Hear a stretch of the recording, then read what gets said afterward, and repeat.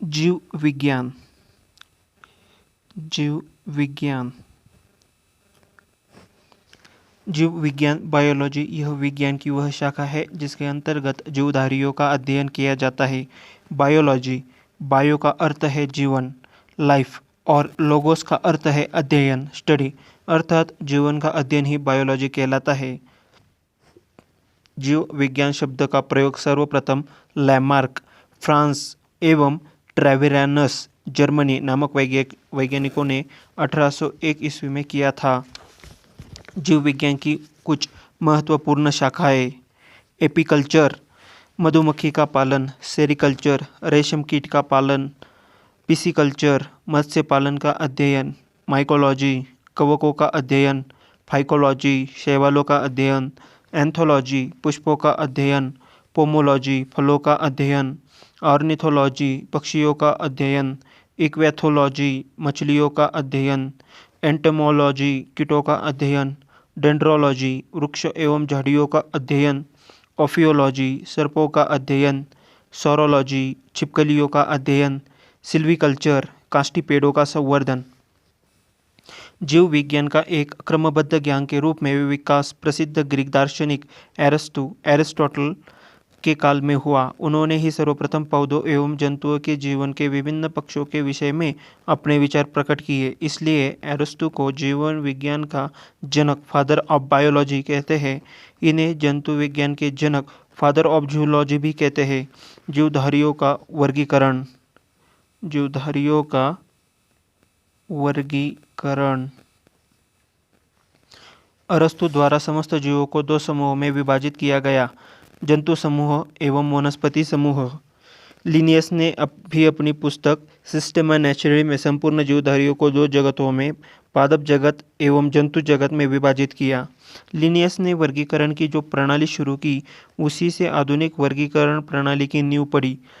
इसलिए उन्हें आधुनिक वर्गीकरण का पिता कहा जाता है, father of modern taxonomy, Carl Linnaeus.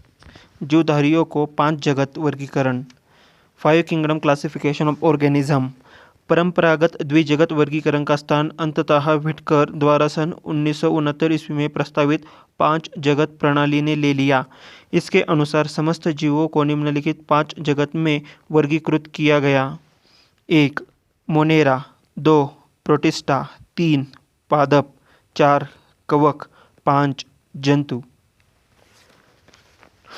Number 1, Monera. Monera इस जगत के में सभी प्रोकैरियोटिक जीव अर्थात जीवाणु, साइनोबैक्टीरिया तथा आर्कीबैक्टीरिया सम्मिलित किए जाते हैं। तंतुमय जीवाणु भी इसी जगत के भाग है। प्रोटिस्टा इस जगत में विविध प्रकार के एक कोशिकीय, प्रायः जलीय, एक्वेटिक यूकैरियोटिक जीव सम्मिलित किए जाते हैं। पादप एवं जंतु के बीच स्थित यूग्लिना इस जगत में है। यह 2 प्रकार की जीवन पद्धति प्रदर्शित करती है: सूर्य के प्रकाश में स्वयं प्रकाशित एवं प्रकाश के अभाव में इतर पोषित। इसके अंतर्गत साधारणतया प्रोटोजोआ आते हैं। 3. पादप, प्लांटी। इस जगत में सभी प्रायः रंगीन, बहुकोशिकीय, प्रकाश संश्लेषी, उत्पादक जीव सम्मिलित है। शैवाल, मॉस, पुष्पीय तथा अपुष्पीय बीजीय पौधे इस जगत के अंग है। कवक, फंजाई। कवक इस जगत में वे यूकैरियोटिक तथा परपोषित जीवधारी सम्मिलित किए जाते हैं जिनमें अवशोषण द्वारा पोषण होता है। ये सभी इतरपोषी होते हैं। ये परजीवी अथवा मृतोपजीवी होते हैं। इसकी कोशिका भित्ति काइटिन नामक जटिल शर्करा की बनी होती है। जंतु, एनिमल।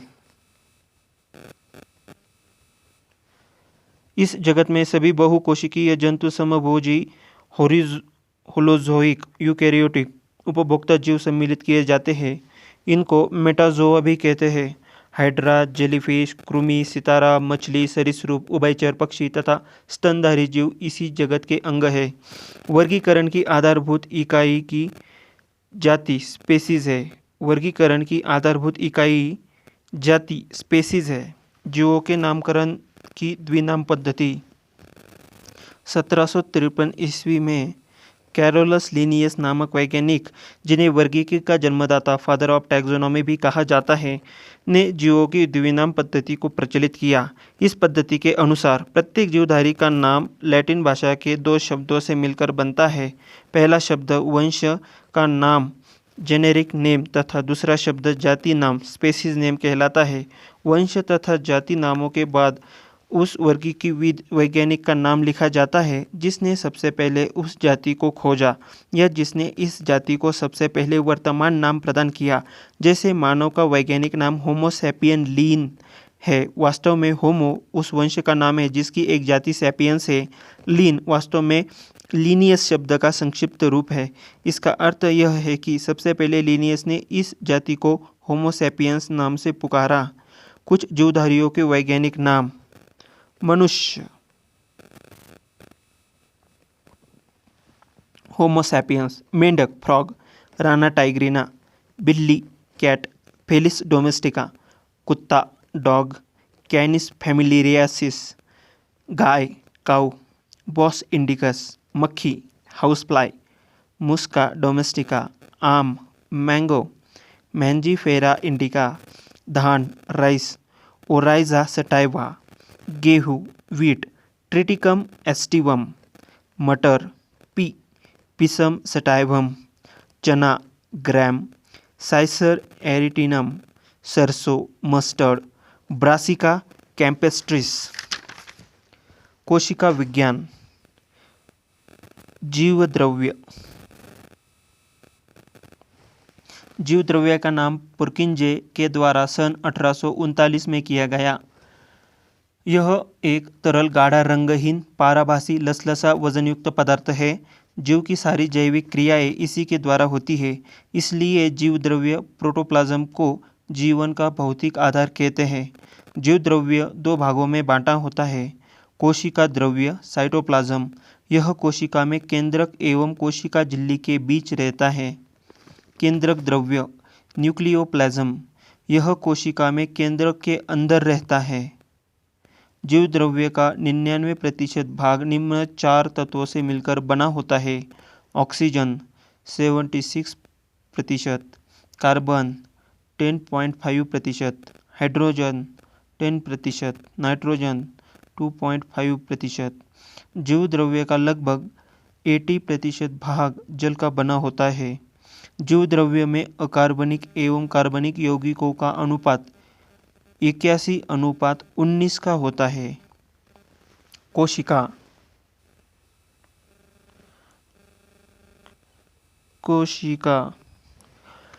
कोशिका सेल जीवन की सबसे छोटी कार्यात्मक एवं संरचनात्मक इकाई है। कोशिका के अध्ययन के विज्ञान को साइटोलॉजी कहा जाता है। कोशिका शब्द का प्रयोग सर्वप्रथम अंग्रेज वैज्ञानिक रॉबर्ट हुक ने सन 1665 में किया था। सबसे छोटी कोशिका जीवाणु माइक्रोप्लाज्म गैलीसेप्टिकमा है। सबसे लंबी कोशिका तंत्रिका तंत्र की कोशिका है। सबसे बड़ी कोशिका शुतुरमुर्ग के अंडे की कोशिका है।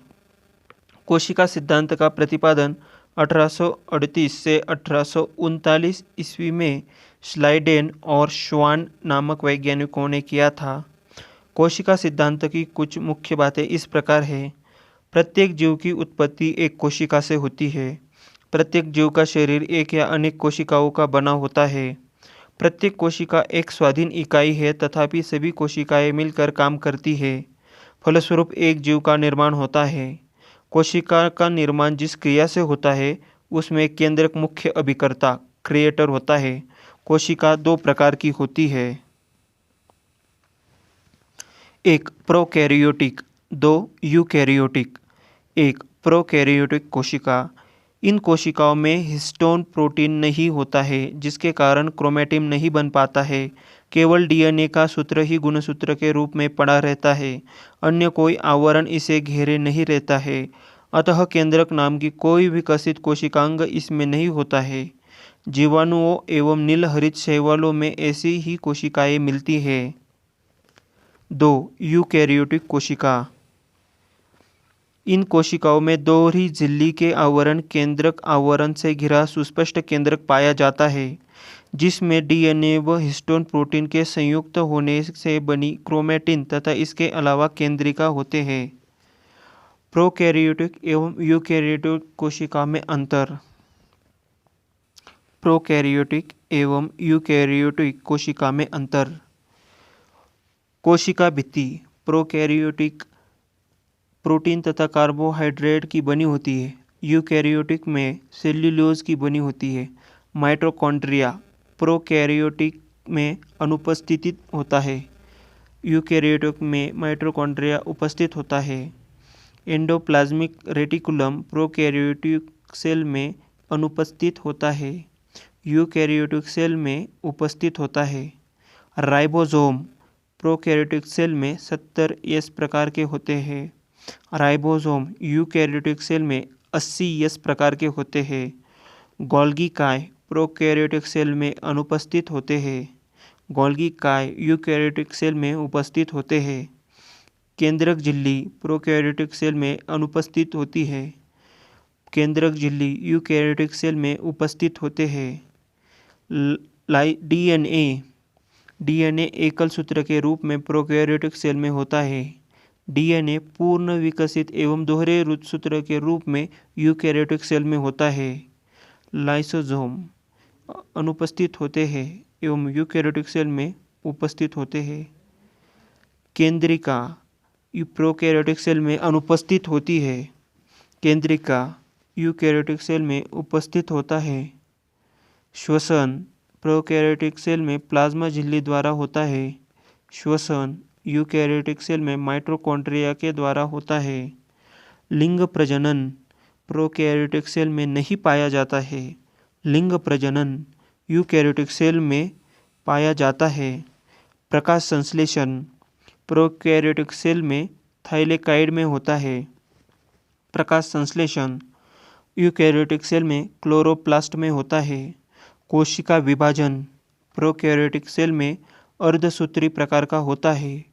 कोशिका विभाजन यूकैरियोटिक सेल में अर्धसूत्री या समसूत्री प्रकार का होता है।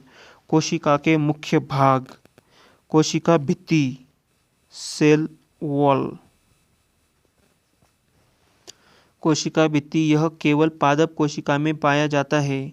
यह सेल्यूलोज का बना होता है।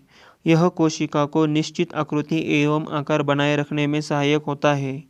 जीवाणु का कोशिका भित्ति पेप्टिडोग्लैकन का बना होता है। कोशिका झिल्ली सेल मेम्ब्रेन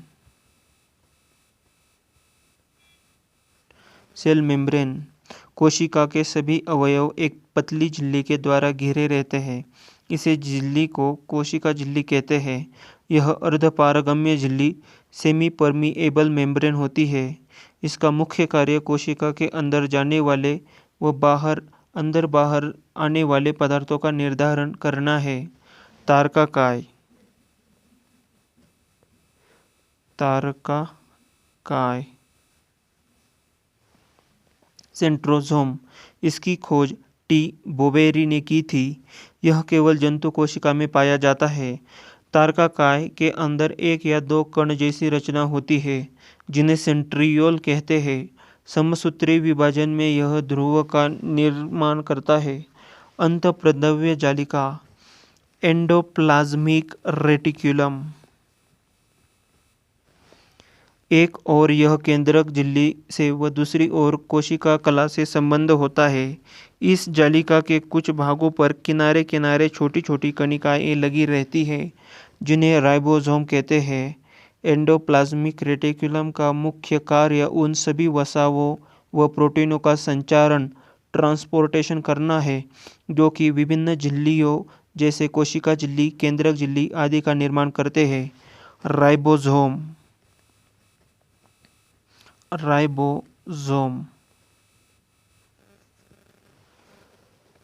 सर्वप्रथम रॉबिन्सन एवं ब्राउन ने 1953 में पादप कोशिका में तथा जी पैलेडे ने 1955 में जंतु कोशिका में राइबोसोम को देखा और 1958 में रॉबर्ट ने इसका नामकरण किया।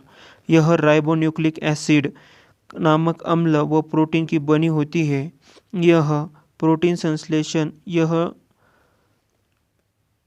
प्रोटीन संश्लेषण के लिए उपयुक्त स्थान प्रदान करती है, अर्थात यह प्रोटीन का उत्पादन स्थल है, इसीलिए इसे प्रोटीन की फैक्ट्री कहा जाता है। राइबोसोम्स को प्रोटीन फैक्ट्री कहा जाता है।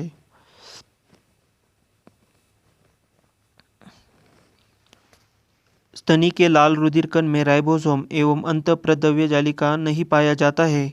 लाल रुधिर कण द्वारा प्रोटीन विश्लेषण नहीं होता है। माइटोकॉन्ड्रिया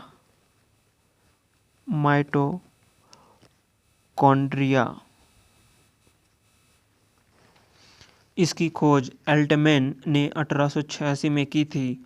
बेंडा ने इसका नाम माइटोकॉन्ड्रिया दिया था। यह कोशिका का श्वसन स्थल है। कोशिका में इसकी संख्या निश्चित नहीं होती। ऊर्जायुक्त कार्बनिक पदार्थों का ऑक्सीकरण ऑक्सीडेशन माइटोकॉन्ड्रिया में होता है, जिससे काफ़ी मात्रा में ऊर्जा प्राप्त होती है। इसलिए माइटोकॉन्ड्रिया को कोशिका का शक्ति केंद्र पावर हाउस ऑफ सेल कहते हैं। इसे कोशिका इंजन भी कहते हैं। इसे यूकैरियोटिक कोशिकाओं में भीतर प्रोकैरियोटिक कोशिकाएं माना जाता है। डीएनए केंद्र के अलावे माइटोकॉन्ड्रिया एवं हरित लवक में पाया जाता है। गोल्गी काय, गोल्गी बॉडी।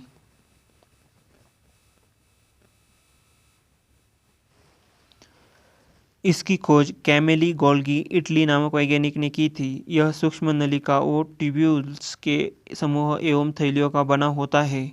गोल्गी कॉम्प्लेक्स में कोशिका द्वारा संश्लेषित प्रोटीन व अन्य पदार्थों की पुटिकाओं के रूप में पैकिंग की जाती है। ये पुटिकाएं गंतव्य स्थान पर उस पदार्थ को पहुंचा देती है। यदि कोई पदार्थ कोशिका से बाहर स्रावित होता है तो उस पदार्थ वाली पुटिकाएं उसे कोशिका झिल्ली के माध्यम से बाहर निकलवा देती है। इस प्रकार गोल्गी काय को हम कोशिका के अणुओं या यातायात प्रबंधक भी कहते हैं। यह कोशिका भित्ति एवं लाइसोसोम का निर्माण भी करते हैं।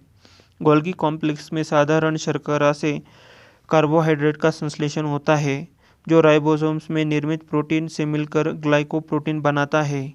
लाइसोसोम्स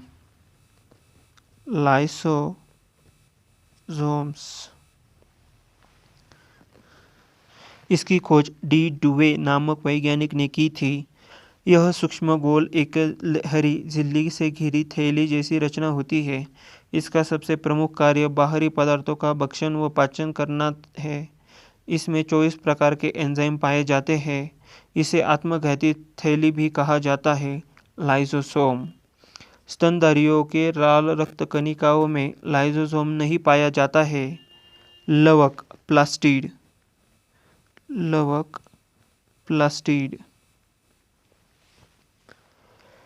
यह केवल पादप कोशिका में ही पाए जाते हैं। यह 3 प्रकार के होते हैं: हरित लवक, क्लोरोप्लास्ट, अवर्णी लवक, ल्यूकोप्लास्ट एवं वर्णी लवक, क्रोमोप्लास्ट।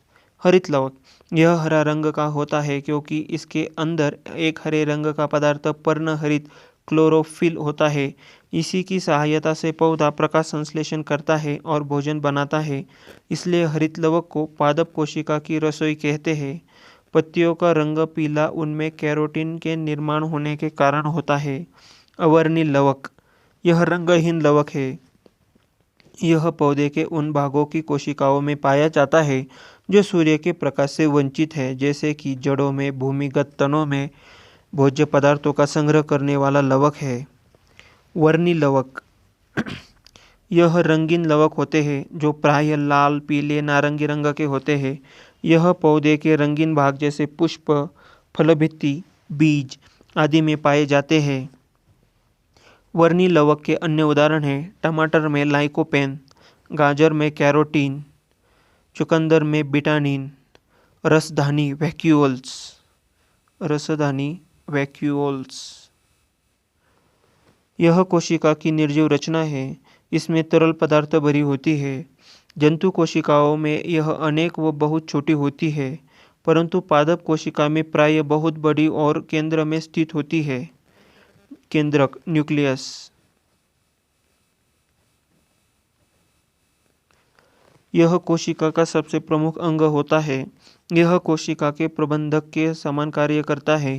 केंद्रक द्रव में धागेनुमा पदार्थ जाल के रूप में बिखरा दिखलाई पड़ता है। इसे क्रोमेटिन कहते हैं। यह प्रोटीन एवं डीएनए डीऑक्सीराइबोन्यूक्लिक एसिड का बना होता है। कोशिका विभाजन के समय क्रोमेटिन सिकुड़कर अनेक मोटे व छोटे धागे के रूप में संगठित हो जाते हैं। इन धागों को गुणसूत्र कहते हैं। प्रत्येक जाति के जीवधारियों में सभी कोशिकाओं के केंद्रक में गुणसूत्र की संख्या निश्चित होती है। जैसे मानव में 23 जोड़ा, चिंपांजी में 24 जोड़ा, बंदर में 21 जोड़ा। प्रत्येक गुणसूत्र में जेली के समान एक गाढ़ा भाग होता है जिसे मैट्रिक्स कहते हैं। मैट्रिक्स में दो परस्पर लिपटे महीन एवं कुंडलित सूत्र दिखलाई पड़ते हैं जिन्हें क्रोमैटिमाटा कहते हैं। प्रत्येक क्रोमैटिमाटा एक अर्धगुणसूत्र कहलाता है। इस प्रकार प्रत्येक गुणसूत्र दो क्रोमेटिड का बना होता है। दोनों क्रोमेटिड एक निश्चित स्थान पर एक दूसरे से जुड़े होते हैं जिन्हें सेंट्रोमियर कहते हैं। गुणसूत्रों पर बहुत से जीन स्थित होते हैं जो एक पीढ़ी से दूसरी पीढ़ी तक लक्षणों को हस्तांतरित करते हैं और हमारे आनुवंशिक गुणों के लिए उत्तरदायी होते हैं। चूँकि ये जीन गुणसूत्रों पर स्थित होते हैं एवं गुणसूत्रों के माध्यम से ही पीढ़ी दर पीढ़ी हस्तांतरित होते हैं, इसलिए गुणसूत्रों को वंशगति का वाहक कहा जाता है। क्रोमेटिन के अलावा केंद्रक में एक सघन गोल रचना दिखलाई पड़ती है। इसे केंद्रिका न्यूक्लियोलस कहते हैं। इसमें राइबोसोम्स के लिए आरएनए का संश्लेषण होता है। डीएनए एवं आरएनए की संरचना। डीएनए एवं आरएनए की संरचना। डीएनए की अधिकांश मात्रा केंद्रक में होती है, यद्यपि इसका कुछ मात्रा माइटोकॉन्ड्रिया तथा हरित लवक में भी मिलती है। डीएनए पॉलीन्यूक्लियोटाइड होते हैं। क्षार पॉलीन्यूक्लियोटाइड चेन डीएनए न्यूक्लियोटाइड। क्षार उपस्थित होते हैं डीएनए में। डीएनए में उपस्थित क्षार 4 प्रकार के होते हैं: एडेनाइन, ग्वानिन, थाइमिन एवं साइटोसिन। डीएनए में अणु संख्या के आधार पर एडेनाइन सदैव थाइमिन से एवं साइटोसिन सदैव ग्वानिन से जुड़ा रहता है। एडेनिन व थाइमिन के बीच 2 हाइड्रोजन आबंध तथा साइटोसिन व ग्वानिन के बीच 3 हाइड्रोजन आबंध होते हैं। सन 1953 में जे.डी. वॉटसन एवं क्रिक ने डीएनए की द्विकुंडलित संरचना मॉडल, डबल हेलिक्स मॉडल प्रतिपादित किया।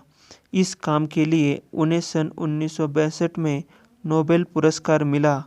डीएनए का कार्य: यह सभी आनुवंशिक क्रियाओं का संचालन करता है। जीन इसकी इकाई है। यह प्रोटीन संश्लेषण को नियंत्रित करता है। आरएनए का निर्माण, ट्रांसक्रिप्शन: डीएनए से ही आरएनए का संश्लेषण होता है। इस क्रिया में डीएनए की एक श्रृंखला पर आरएनए की न्यूक्लियोटाइड आकार जुड़ जाती है। इस प्रकार एक अस्थायी डीएनए आरएनए संकर का निर्माण होता है। इसमें नाइट्रोजन बेस थाइमिन के स्थान पर यूरेसिल होता है।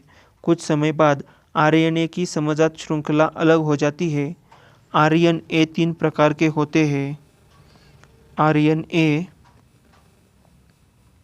3 प्रकार के होते हैं। आरएनए, राइबोसोमल आरएनए, ये राइबोसोम्स पर लगे रहते हैं और प्रोटीन संश्लेषण में सहायता करते हैं। टीआरएनए, ट्रांसफर आरएनए, यह प्रोटीन संश्लेषण में विभिन्न प्रकार के अमीनो अम्लों को राइबोसोम्स पर लाते हैं जहां पर प्रोटीन बनता है। प्रोटीन बनने की अंतिम क्रिया को ट्रांसलेशन कहते हैं।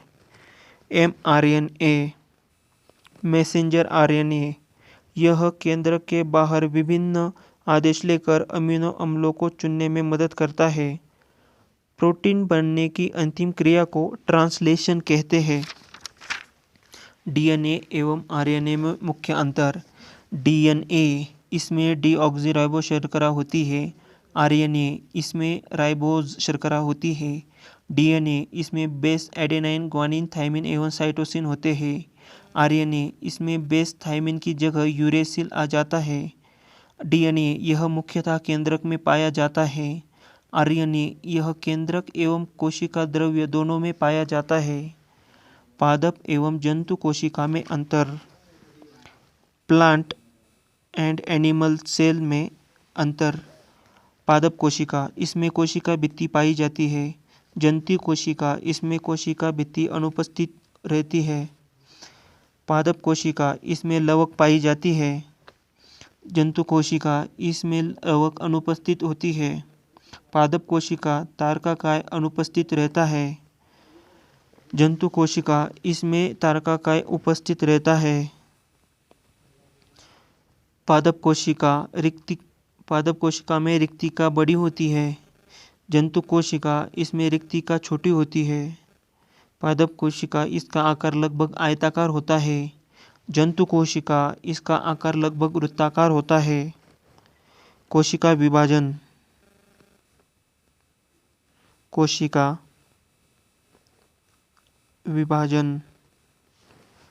कोशिका विभाजन सेल डिवीजन को सर्वप्रथम 1855 में विर्चाउ ने देखा। कोशिका का विभाजन मुख्यतः 3 प्रकार से होते हैं: असूत्री विभाजन, समसूत्री विभाजन एवं अर्धसूत्री विभाजन। असूत्री विभाजन एमिटोसिस, यह विभाजन अविकसित कोशिकाओं जैसे जीवाणु, नीलहरित शैवाल, ईस्ट, अमीबा तथा प्रोटोजोआ में होता है। समसूत्री विभाजन माइटोसिस, समसूत्री विभाजन की प्रक्रिया को जंतु कोशिकाओं में बने सबसे पहले जर्मन वैज्ञानिक वार्थर फ्लेमिंग ने 1879 में देखा था। उन्होंने ही सर्वप्रथम 1882 में इस प्रक्रिया को माइटोसिस नाम दिया। यह विभाजन कायिक कोशिका में होता है। अध्ययन की सुविधा के लिए समसूत्री विभाजन को 5 चरणों में बांटते हैं: अंतरावस्था, पूर्वावस्था, मध्यावस्था, पश्चावस्था, अंत्यावस्था। इस विभाजन के फलस्वरूप एक जनक कोशिका से 2 संतति का निर्माण होता है। प्रत्येक संतति कोशिका में गुणसूत्रों की संख्या जनन कोशिका के बराबर होती है। समसूत्री विभाजन की पश्चावस्था सबसे छोटी होती है, वह केवल 2 से 3 मिनट में समाप्त हो जाती है। नंबर 3, अर्धसूत्री विभाजन मियोसिस। फार्मर तथा मूरे 1905 में कोशिकाओं में अर्धसूत्री विभाजन को देखा। अर्धसूत्री विभाजन की खोज सर्वप्रथम वीजमैन ने की थी, लेकिन इसका सर्वप्रथम विस्तृत अध्ययन स्ट्रॉसबर्गर ने 1888 ईस्वी में किया। यह विभाजन जनन कोशिकाओं में होता है। अर्धसूत्री कोशिका विभाजन निम्न 2 चरणों में पूरा होता है: अर्धसूत्री 1, अर्धसूत्री 2। अर्धसूत्री 1 में गुणसूत्रों की संख्या आधी रह जाती है, इसलिए इसे न्यूनकारी विभाजन भी कहते हैं। अर्धसूत्री प्रथम विभाजन में 4 अवस्थाएं होती है: प्रोफेज 1, मेटाफेज, एनाफेज एवं टेलोफेज। प्रोफेज 1 सबसे लंबी प्रावस्था होती है, जो कि 5 उप-अवस्थाओं में पूरी होती है: लेप्टोटीन, ज़ाइगोटीन, पैकिटीन। अर्धसूत्री प्रथम विभाजन में 4 अवस्थाएं होती है: प्रोफेज 1, मेटाफेज, एनाफेज एवं टेलोफेज 1। प्रोफेज 1 सबसे लंबी प्रावस्था होती है, जो कि 5 उप-अवस्थाओं में पूरी होती है: लेप्टोटीन, ज़ाइगोटीन, पैकिटीन, डिप्लोटीन एवं डाइकाइनेसिस। लेप्टोटीन गुणसूत्रों उलझे हुए पतले धागों की तरह दिखाई पड़ते हैं। इन्हें क्रोमोनीमेटा कहते हैं। गुणसूत्र की संख्या द्विगुणित डिप्लॉयड होती है। ज़ाइगोटीन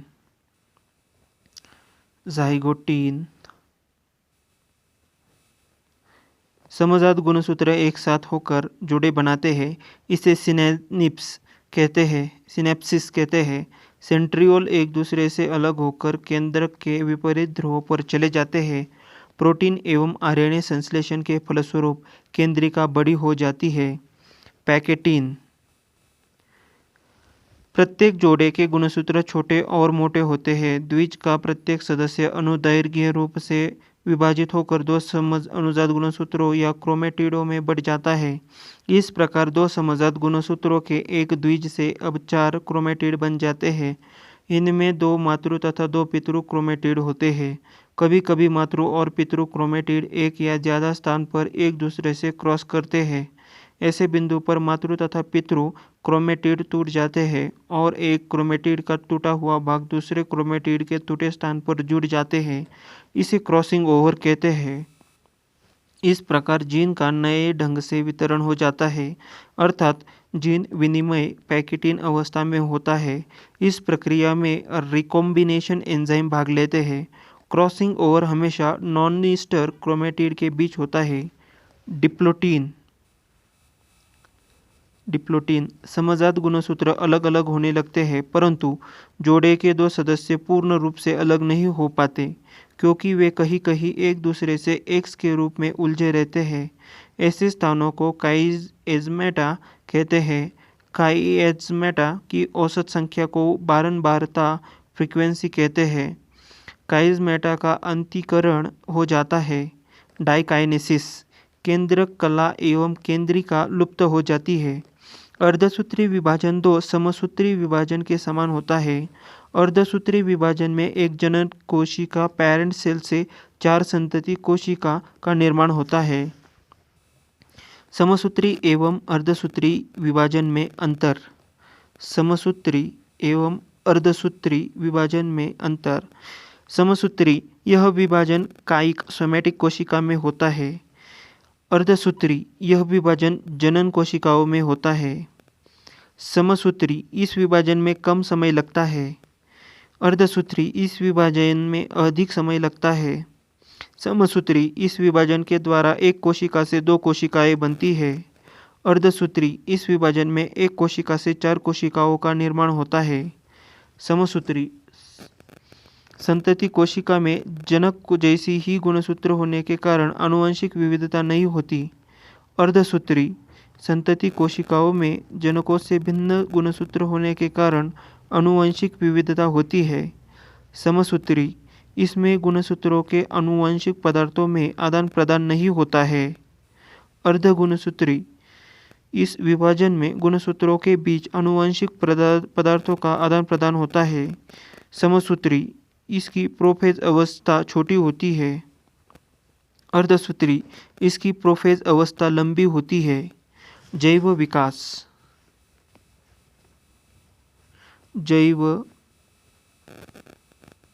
विकास। प्रारंभिक निम्न कोटि के जीवों से क्रमिक परिवर्तनों द्वारा अधिक जीवों की उत्पत्ति को जैव विकास कहा जाता है। जीव जंतुओं की रचना, कार्यिकी एवं रासायनिकी, भ्रूणीय विकास, वितरण आदि में विशेष क्रम व आपसी संबंध के आधार पर सिद्ध किया गया है कि जैव विकास हुआ है। Lamarck, Darwin, Wallace, D Vries आदि ने जैव विकास के संबंध में अपनी अपनी परिकल्पनाओं को सिद्ध करने के लिए इन्हीं संबंधों को दर्शाने वाले निम्न प्रमाण प्रस्तुत किए हैं। 1. वर्गीकरण से प्रमाण। 2. तुलनात्मक शरीर रचना से प्रमाण। 3. अवशोषी अंगों से प्रमाण। 4. संयोजकता जंतुओं से प्रमाण। 5. पूर्वजता से प्रमाण। 6. तुलनात्मक बहुरूपी से प्रमाण। 7. भौगोलिक वितरण से प्रमाण। 8. तुलनात्मक कार्यिकी एवं जीव रासायनिकी से प्रमाण। 9. आनुवंशिकी से प्रमाण। 10. पशुपालन से प्रमाण। 11. रक्षात्मक स्वरूपता से प्रमाण। 12. जीवाश्म विज्ञान एवं जीवाश्मकों के से प्रमाण। समजात अंग। होमोलॉगस ऑर्गन्स ऐसे अंग जो विभिन्न कार्यों के लिए उपयोजित हो जाने के कारण काफ़ी असमान दिखाई देते हैं, परंतु मूल रचना एवं भ्रूणीय परिवर्धन में समान होते हैं, समजात अंग कहलाते हैं। उदाहरण: सील के फ्लिपर, चमगादड़ के पंख, घोड़े की अगली टांग, बिल्ली का पंजा व मनुष्य के हाथ की मौलिक रचना एक जैसी होती है। इन सभी में ह्यूमेरस, रेडियो, अल्ना, कार्पल्स, मेटाकार्पल्स आदि अस्थियां होती है। इनका भ्रूणिकीय विकास भी एक सा होता है, परंतु सभी का कार्य अलग अलग होता है। सील का फ्लिपर तैरने के लिए, चमगादड़ के पंख उड़ने के लिए, घोड़े की टांग दौड़ने के लिए तथा मनुष्य का हाथ वस्तु पकड़ने के लिए अनुकूलित होता है। समरूप अंग एनालॉगस ऑर्गन्स ऐसे अंग जो समान कार्य के लिए उपयोजित हो जाने के कारण समान दिखाई देते हैं, परंतु मूल रचना एवं भ्रूणीय परिवर्धन में भिन्न होते हैं, समरूप अंग कहलाते हैं। उदाहरण: तितली, पक्षियों तथा चमगादड़ के पंख उड़ने का कार्य करते हैं और देखने में एक समान लगते हैं, परंतु इन सभी की उत्पत्ति अलग अलग ढंग से होती है। तितलियों के पंख की रचना शरीर भित्ति के भंजन द्वारा, पक्षियों के पंख की रचना इनकी अग्रपादों के परों द्वारा, चमगादड़ के पंख की रचना हाथ की 4 लंबी उंगलियों तथा धड़ की बीच फैली त्वचा से हुई है। अवशेषी अंग। अवशेषी अंग वेस्टिजियल ऑर्गन्स ऐसे अंग जो जीवों के पूर्वजों में पूर्ण विकसित होते हैं, परंतु वातावरणीय परिस्थितियों में बदलाव से इनका महत्व समाप्त हो जाने के कारण विकास क्रम में इनका क्रमिक लोप हो जाता है, अवशोषी अंग कहलाते हैं। उदाहरण कर्णपल्लव, पिन्ना, त्वचा के बाल, बर्मीफॉर्म, अपेंडिक्स आदि। मनुष्य में लगभग 100 अवशेषी अंग पाए जाते हैं। सर्वप्रथम प्रकाश संश्लेषी जीव साइनोबैक्टीरिया थे। पक्षियों का विकास सरीसृपों से हुआ है। जलस्थलचर जीवों का विकास मत्स्य वर्ग से हुआ है। स्तनी वर्ग के जंतुओं का विकास भी सरीसृपों से हुआ है। जीवाश्म अनेक ऐसे प्राचीन कालीन जीवों एवं पादपों के अवशेष जो हमारी पृथ्वी पर विद्यमान थे, परंतु बाद में समाप्त अर्थात विलुप्त हो गए, भूपटल की चट्टानों में परिलक्षित मिलते हैं, उन्हें जीवाश्म कहते हैं एवं इनके अध्ययन को जीवाश्म विज्ञान कहा जाता है। जैव विकास के सिद्धांत। जैव विकास के सिद्धांत। जैव विकास के संबंध में अनेक सिद्धांत प्रतिपादित किए गए हैं, जिनमें लैमार्कवाद, डार्विनवाद एवं उत्परिवर्तनवाद प्रमुख है। 1. लैमार्कवाद। लैमार्क का सिद्धांत 1809 में उनकी पुस्तक फिलॉसफीज जूलॉजिक में प्रकाशित हुआ। इस सिद्धांत के अनुसार जीवों एवं इनके अंगों में सतत बड़े होते रहने की प्राकृतिक प्रवृत्ति होती है। इन जीवों पर वातावरणीय परिवर्तन का सीधा प्रभाव पड़ता है। इसके कारण जीवों में विभिन्न अंगों का उपयोग घटता बढ़ता रहता है। अधिक उपयोग में आने वाले अंगों का विकास अधिक एवं कम उपयोग में आने वाले अंगों का विकास कम होने लगता है। इसे अंगों के कम या अधिक उपयोग का सिद्धांत भी कहते हैं। इस प्रकार से जीवों द्वारा उपार्जित लक्षणों की वंशगति होती है, जिसके फलस्वरूप नई नई जातियां बन जाती है। उदाहरणार्थ, जिराफ की गर्दन का लंबा होना उपार्जित लक्षणों का अध्ययन टोंटोलॉजी कहलाता है। नंबर 2. डार्विनवाद। जैव विकास के संबंध में डार्विनवाद सर्वाधिक प्रसिद्ध है। डार्विन को पुरावशेष का महानतम अन्वेषक कहा जाता है। चार्ल्स डार्विन ने 1831 में बीगल नामक विश्व सर्वेक्षण जहाज पर पूरे विश्व का भ्रमण किया। डार्विनवाद के अनुसार सभी जीवों में प्रचुर संतानोत्पत्ति की क्षमता होती है, अतः अधिक आबादी के कारण प्रत्येक जीवों को अपनी आवश्यकताओं की पूर्ति हेतु दूसरे जीवों के जीवन पर्यंत संघर्ष करना पड़ता है। ये संघर्ष सजातीय, अंतरजातीय तथा पर्यावरणीय होते हैं। 2 सजातीय जीव आपस में बिल्कुल समान नहीं होते हैं। ये विभिन्नताएं इन्हें इनके जनकों से वंशानुक्रम में मिलते हैं। कुछ विभिन्नताएं जीवन संघर्ष के लिए लाभदायक होती है, जबकि कुछ अन्य हानिकारक होती है। जीवों में विभिन्नताएं वातावरणीय दशाओं के अनुकूल होने पर वे बहुमुखी जीव संघर्ष में सफल होते हैं। उपयोगी विभिन्नताएं पीढ़ी दर पीढ़ी इकट्ठी होती रहती है और काफी समय बाद उत्पन्न जीवों में लक्षण मूल जीवधारियों से इतने भिन्न हो जाते हैं कि एक नई जाति बन जाती है। नव डार्विनवाद। डार्विन के पश्चात इनके समर्थकों द्वारा डार्विनवाद को जीनवाद के ढांचे में ढाल दिया गया, जिसे नव डार्विनवाद कहा जाता है। इसके अनुसार किसी जाति पर कई कारकों का एक साथ प्रभाव पड़ता है, जिससे इस जाति से नई जाति बन जाती है। ये कारक है विविधता, उत्परिवर्तन, प्रकृति वर्ण, जनन। इस प्रकार नव डार्विनवाद के अनुसार जीन में साधारण परिवर्तनों के परिणाम स्वरूप जीवों की नई जातियां बनती है, जिनमें जीन परिवर्तन के कारण भिन्नताएं बढ़ जाती है। उत्परिवर्तनवाद।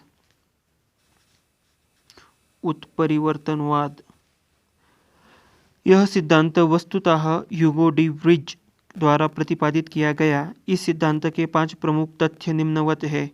तथ्य 1। नई जीव जातियों के उत्पत्ति लक्षणों में छोटी छोटी एवं स्थिर विभिन्नताओं के प्राकृतिक चयन द्वारा पीढ़ी दर पीढ़ी संचय एवं क्रमिक विकास के फलस्वरूप नहीं होती है, बल्कि यह उत्परिवर्तनों के फलस्वरूप होती है। तथ्य 2। इस प्रकार से उत्पन्न जाति का प्रथम सदस्य उत्परिवर्तक कहलाता है। यह उत्परिवर्तित लक्षण के लिए शुद्ध नस्ल का होता है। तथ्य 3। उत्परिवर्तन अनिश्चित होते हैं। ये किसी अंग विशेष में अथवा अनेक अंगों में एक साथ उत्पन्न हो सकते हैं। तथ्य 4। सभी जीवों जातियों में उत्परिवर्तन की प्राकृतिक प्रवृत्ति होती है। तथ्य 5। जाति के विभिन्न सदस्यों में उत्परिवर्तन भिन्न भिन्न हो सकते हैं। तथ्य 6। उपर्युक्त उत्परिवर्तनों के फलस्वरूप अचानक ऐसे जीवधारी उत्पन्न हो सकते हैं जो जनक से इतने अधिक भिन्न हो सकते हैं कि एक नई जाति माना जा सके। आनुवंशिकी।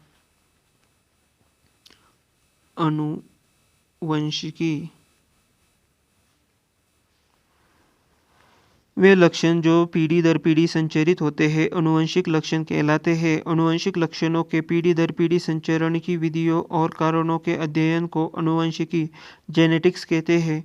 आनुवंशिकता के बारे में सर्वप्रथम जानकारी ऑस्ट्रिया निवासी ग्रेगर जोहान मेंडल ने दी। इसी कारण उन्हें आनुवंशिकता का पिता, फादर ऑफ जेनेटिक्स कहा जाता है। आनुवंशिकी संबंधी प्रयोग के लिए मेंडल ने मटर के पौधों का चुनाव किया था। मेंडल ने पहले एक जोड़ी फिर दो जोड़े विपरीत गुणों की वंशगति का अध्ययन किया, जिन्हें क्रमशः एक संकरीय तथा द्विसंकरीय क्रॉस कहते हैं। मेंडल के नियम।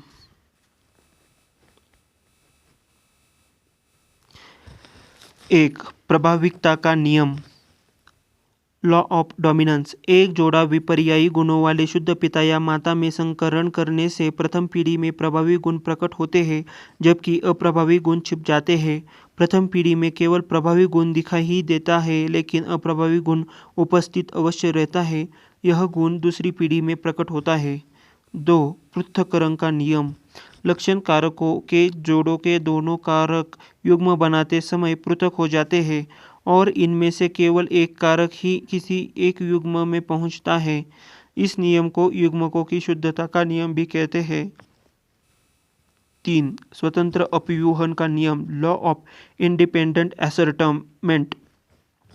जब दो जोड़ी विपरीत लक्षणों वाले पौधे के बीच संकरण कराया जाता है तो दोनों लक्षणों का पृथक्करण स्वतंत्र रूप से होता है। एक लक्षण की वंशानुगति दूसरे को प्रभावित नहीं करती। डब्ल्यू वाटसन ने 1905 में सर्वप्रथम जेनेटिक्स नाम का उपयोग किया। जोहानसन ने 1909 में सर्वप्रथम जीन शब्द का प्रयोग किया। फिनोटाइप जीवधारी के जो लक्षण प्रत्यक्ष रूप से दिखाई पड़ते हैं उसे फिनोटाइप कहते हैं।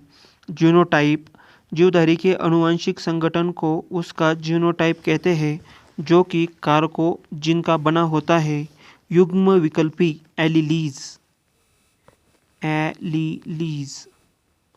एक ही गुण के विभिन्न विपर्यायी रूपों को प्रकट करने वाले लक्षण कारकों को एक दूसरे का युग्म विकल्पी या एलील कहते हैं।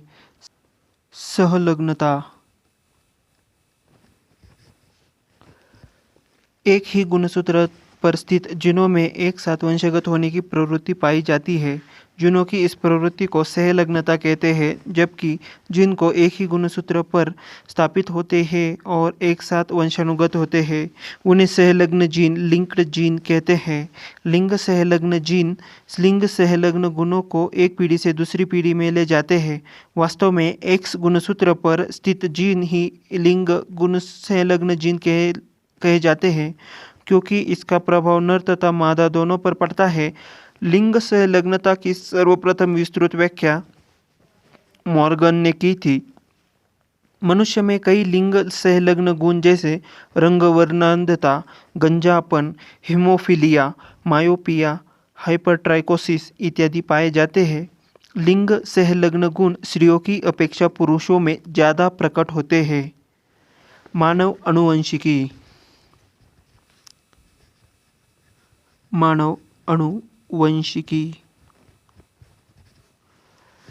गुणसूत्र क्रोमोसोम्स का नामकरण डब्ल्यू वॉल्टेयर ने 1888 में किया था। गुणसूत्रों में पाए जाने वाले अनुवंशिकी पदार्थ को जीनोम कहते हैं। जीन इन्हीं गुणसूत्रों पर पाया जाता है। गुणसूत्रों के बाहर जीन यदि कोशिका द्रव्य के कोशिकांगों में होती है तो उन्हें प्लाज्मा जीन कहते हैं। 1956 में एस बेंजर द्वारा जीन की आधुनिक विचारधारा दी गई।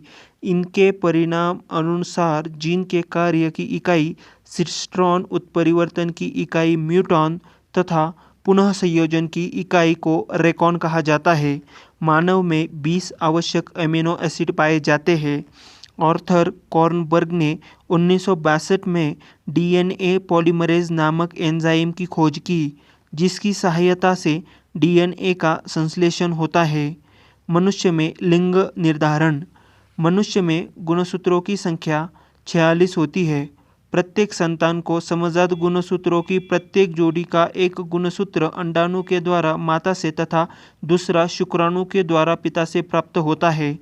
शुक्र जनन स्पर्मेटोजेनेसिस में अर्धसूत्री विभाजन द्वारा 2 प्रकार के शुक्राणु बनते हैं। आधे वे जिनमें 23वीं जोड़ी का X गुणसूत्र आता है अर्थात 22 + X, और आधे वे जिनमें 23वीं जोड़ी का गुणसूत्र Y आता है 22 + Y। नारियों में एक समान प्रकार का गुणसूत्र अर्थात 22 + X तथा 22 + X वाले अंडाणु पाए जाते हैं। निषेचन के समय यदि अंडाणु X गुणसूत्र वाले शुक्राणु से मिलता है तो युग्मनज जाइगोट में 23वीं जोड़ी XX होगी और इससे बनने वाली संतान लड़की होगी। इसके विपरीत किसी अंडाणु से Y गुणसूत्र वाला शुक्राणु निषेचित होगा तो XY गुणसूत्र वाला युग्मनज बनेगा तथा संतान लड़का होगा। अतः पुरुष का गुणसूत्र संतान में लिंग निर्धारण के लिए उत्तरदायी है। नोट: परखनली शिशु के मामले में निषेचन परखनली के अंदर होता है। वनस्पति विज्ञान। वनस्पति विज्ञान विभिन्न प्रकार के पेड़ पौधों तथा उनके क्रियाकलापों के अध्ययन को वनस्पति विज्ञान बॉटनी कहते हैं। थियोफ्रेस्टस को वनस्पति विज्ञान का जनक कहा जाता है। वनस्पति विज्ञान का पादपों का वर्गीकरण, क्लासिफिकेशन ऑफ प्लांट्स। एक्लर ने 1883 में वनस्पति जगत का वर्गीकरण निम्न रूप से किया है। पादप जगत: अपुष्पोद्भिद वनस्पति एवं पुष्पोद्भिद वनस्पति।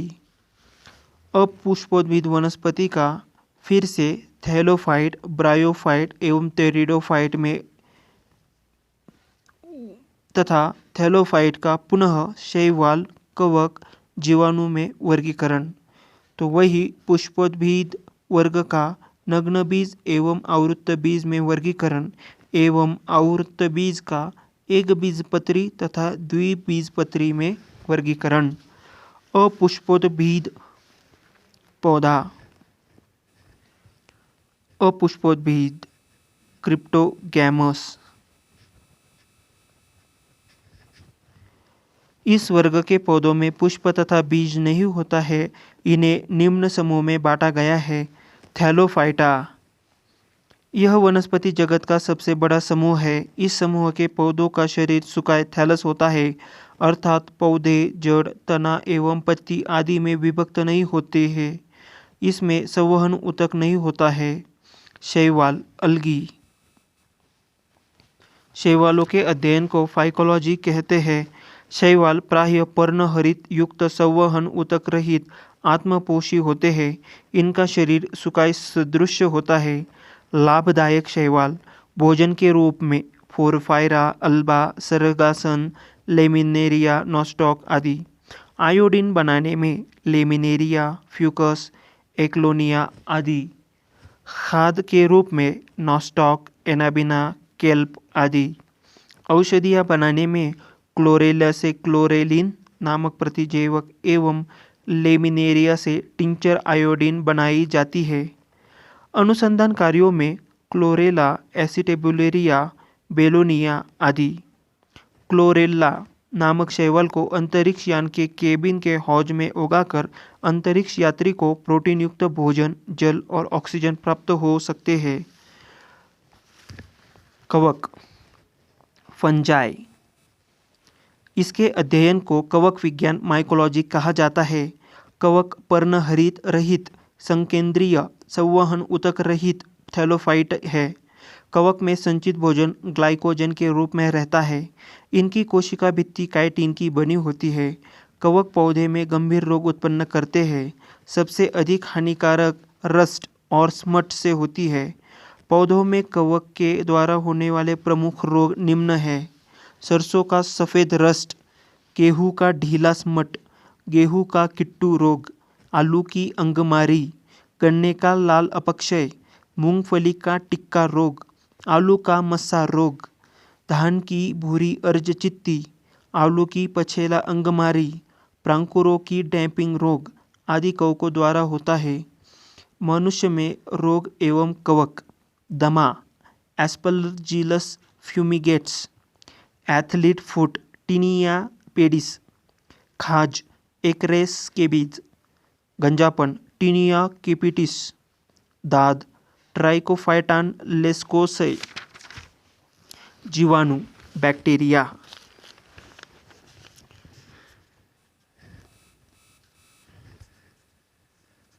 जीवाणु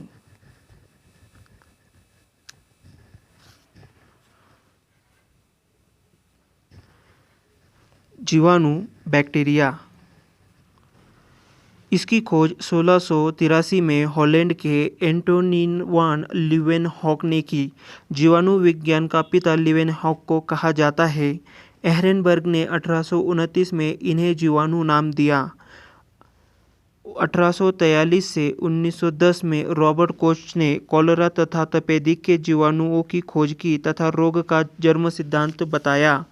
1812 से 1892 लुई पाश्चर ने रेबीज का टीका, दूध के पाश्चराइजेशन की खोज की। आकृति के आधार पर जीवाणु कई प्रकार के होते हैं। एक, छड़ाकार या बैसिलस, यह छड़नुमा या बेलनाकार होता है। गोलाकार या कॉकस, यह गोलाकार एवं सबसे छोटे जीवाणु होते हैं।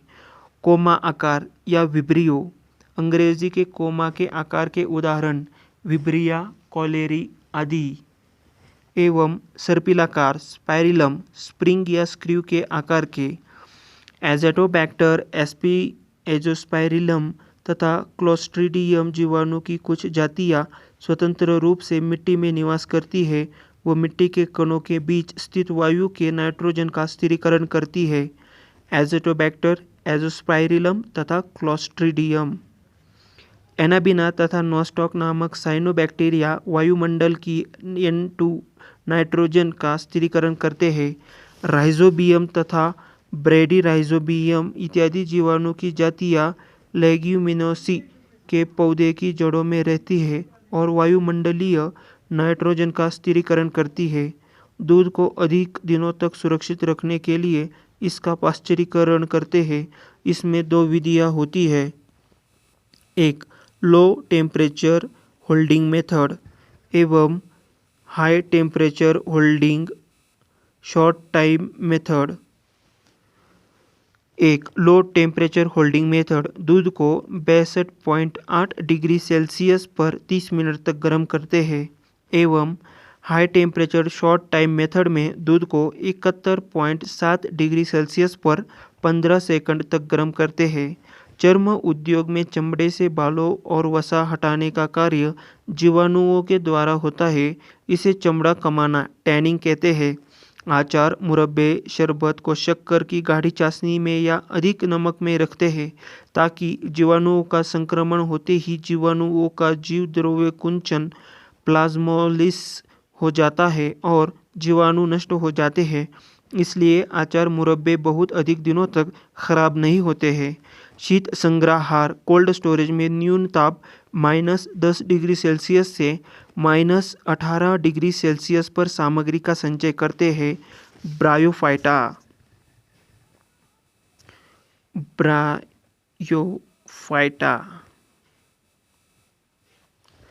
यह सबसे सरल स्थलीय पौधों का समूह है। इस प्रभाग में लगभग 25,000 जातियां सम्मिलित की जाती है। इसमें संवहन ऊतक अर्थात जाइलेम एवं फ्लोएम का पूर्णतः अभाव होता है। इस समुदाय को वनस्पति जगत का एम्फीबिया वर्ग भी कहा जाता है। इस समुदाय के पौधे मृदा अपरदन को रोकने में सहायता प्रदान करते हैं। स्पैग्नम नामक मॉस अपने स्वयं के बाहर से 18 गुना अधिक पानी सोखने की क्षमता रखता है। इसलिए माली इसका उपयोग पौधों को एक स्थान से दूसरे स्थान पर ले जाते समय सूखने से बचाने के लिए करते हैं। स्पैग्नम मॉस का प्रयोग ईंधन के रूप में किया जाता है। स्पैग्नम मॉस का प्रयोग एंटीसेप्टिक के रूप में भी किया जाता है। टेरिडोफाइटा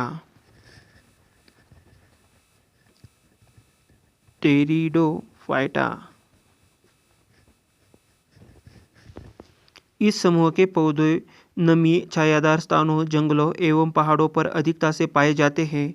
पौधे का शरीर जड़, तना, शाखा एवं पत्तियों में विभेदित रहता है। तना साधारण राइजोसोम के रूप में रहता है। पौधे बीजाणु जनक होते हैं और जनन की क्रिया बीजाणु के द्वारा होती है। पौधे बीजाणुजनक होते हैं और जनन की क्रिया बीजाणु के द्वारा होती है। इस समुदाय के पौधों में संवहन ऊतक पूर्ण विकसित होते हैं, परंतु जाइलेम में, वेसल एवं फ्लोएम में सहकोशाएं नहीं होती है।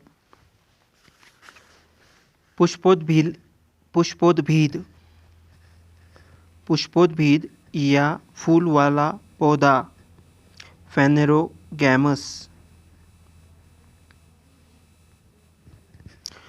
इस समूह के पौधे पूर्ण विकसित होते हैं। इस समूह के सभी पौधों में फल तथा बीज होते हैं। इस समूह के पौधों को दो उपसमूह में बांट सकते हैं, नग्न बीजी एवं आवृत्त बीजी। नग्न बीजी जिम्नोस्पर्म। इसके पौधे वृक्ष, झाड़ी या आरोही के रूप में होते हैं। पौधे काष्ठीय, बहुवर्षीय और लंबे होते हैं। इनकी मूसला जड़ें पूर्ण विकसित होती है। परागण की क्रिया वायु द्वारा होती है। ये मरुद्भिद ज़ेरोफाइटिक होते हैं। वनस्पति जगत का सबसे ऊंचा पौधा सिकोया सेम्परविरेंस इसी के अंतर्गत आता है। इसकी ऊंचाई 120 मीटर है। इसे कोस्ट रेडवुड ऑफ कैलिफोर्निया भी कहते हैं।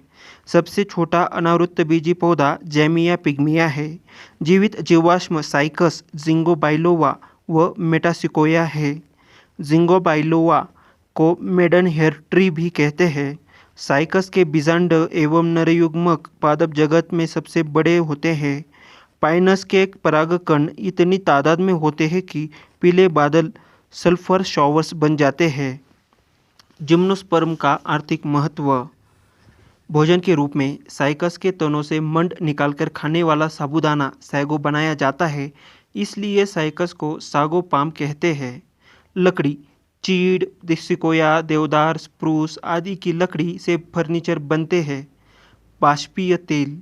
चीड़ के पेड़ से तारपीन का तेल, देवदार की लकड़ी से सेड्रस तेल तथा जूनिपेरस की लकड़ी से सेडकास्ट तेल मिलता है।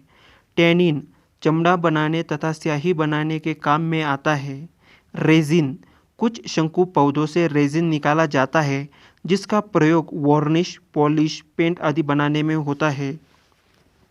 आवृत्त बीजी यानी एंजियोस्पर्म। इस समूह के पौधों में बीज फल के अंदर होते हैं। इनके पौधों में जड़, पत्ती, फूल, फल, बीज सभी पूर्ण विकसित होते हैं। इस उपसमूह के पौधों में बीजपत्र होते हैं। बीजपत्रों की संख्या के आधार पर पौधों को दो वर्गों में विभाजित किया जाता है, एक बीजपत्री और द्विबीजपत्री। एक बीजपत्री पौधे उन पौधों को कहते हैं जिनके बीज में सिर्फ एक बीजपत्र हो। इनके कुल नाम एवं प्रमुख पौधों का नाम निम्न सारणी में आगे दिया गया है। लिलिएसी लहसुन प्याज एक बीजपत्री। पाल्मी सुपारी, ताड़, नारियल, खजूर एक बीजपत्री। ग्रेमिनेसी गेहूँ, मक्का, बांस, गन्ना, चावल, ज्वार, बाजरा, जौ, जई आदि एक बीजपत्री। द्विबीजपत्री पौधे। इस वर्ग में वे पौधे आते हैं जिनके पौधों के बीजों में दो पत्र होते हैं। इनके कुल का नाम प्रमुख पौधों का नाम निम्न सारणी में है। क्रूसीफेरी मूली, शलजम, सरसों द्विबीजपत्री। मालवेसी कपास, भिंडी, गुड़हल द्विबीजपत्री। लेग्यूमिनोसी बबूल, छुछुमुई, कत्था, गुलमोहर, अशोक, कचनार इमली तथा सभी दलहन फसलें द्विबीजपत्री। कंपोजिट सूरजमुखी, भृंगराज, गेंदा, कुसुम, सलाद, डहलिया आदि द्विबीजपत्री। रुटेसी नींबू, चकोतरा, संतरा, मौसम्बी, केल द्विबीजपत्री। कुकुरबिटेसी तरबूज, खरबूज, टिंडा, कद्दू, लौकी, खीरा, ककड़ी, परवल, चिचिंदा, करेला द्विबीजपत्री। सोलेनेसी आलू, मिर्च, बैंगन, मकोई, धतूरा, बेलाडोना, टमाटर द्विबीजपत्री। रोजेसी स्ट्रॉबेरी, सेब, बादाम, नाशपाती द्विबीजपत्री। विषाणु विषाणु की खोज रूस के वैज्ञानिक इवानोवस्की ने 1892 में की। तंबाकू के मोज़ेक रोग पर खोज के समय इनकी प्रकृति सजीव और निर्जीव दोनों प्रकार की होती है। इसी कारण इन्हें सजीव और निर्जीव की कड़ी भी कहा जाता है। विषाणु के निर्जीव होने के लक्षण: ये कोशिका के रूप में नहीं होते हैं। इनके क्रिस्टल बनाकर निर्जीव पदार्थ की भांति बोतलों में भरकर वर्षों तक रखा जा सकता है। सजीव जैसे लक्षण: इनके न्यूक्लिक अम्ल का द्विगुणन होता है। किसी जीवित कोशिका में पहुंचते ही ये सक्रिय हो जाते हैं और एंजाइमों का संश्लेषण करने लगते हैं। परपोषी प्रकृति के अनुसार विषाणु 3 प्रकार के होते हैं। पादप विषाणु, इसका न्यूक्लिक अम्ल में आरएनए होता है। जंतु विषाणु, इनमें डीएनए या कभी कभी आरएनए भी पाया जाता है। बैक्टीरियोफेज या जीवाणु भोजी, ये केवल जीवाणुओं पर आश्रित रहते हैं। ये जीवाणुओं को मार डालते हैं। इनमें डीएनए पाया जाता है, जैसे T2 फेज। जिस विषाणु में आरएनए आनुवंशिक पदार्थ होता है उसे रेट्रो विषाणु कहते हैं। पादप आकार की यानी प्लांट मॉर्फोलॉजी।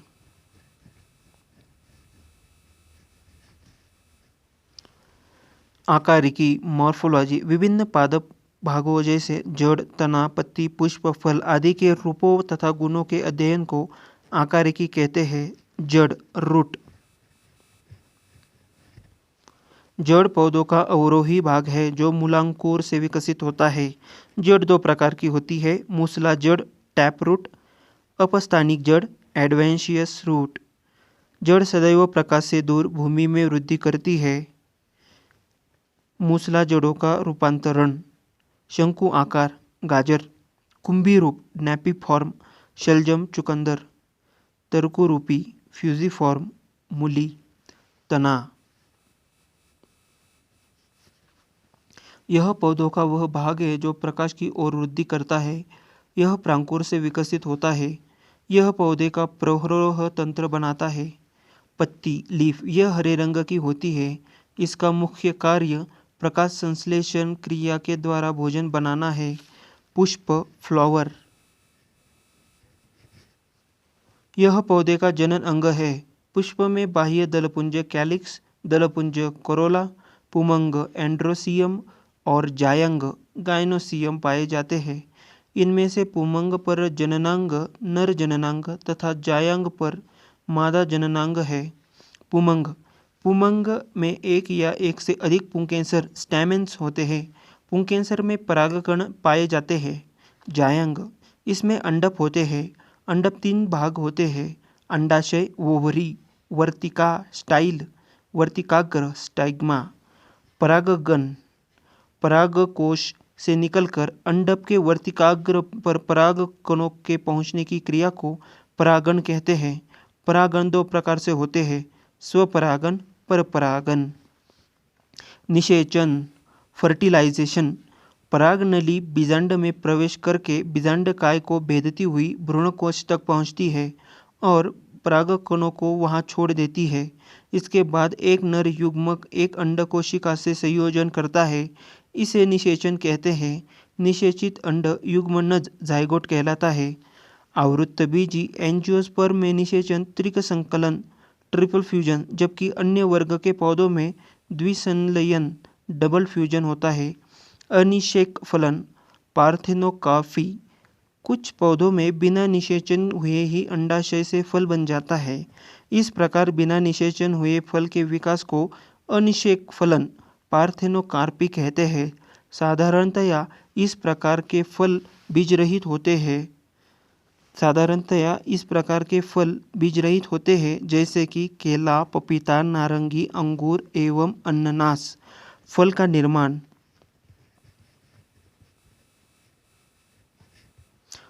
निर्माण संपूर्ण फलों को 3 भागों में विभाजित किया जाता है। सरल फल जैसे अमरूद, केला आदि। पुंज फल जैसे स्ट्रॉबेरी, रसभरी आदि। संग्रहित फल कंपोजिट फ्रूट, कटहल, शहतूत आदि।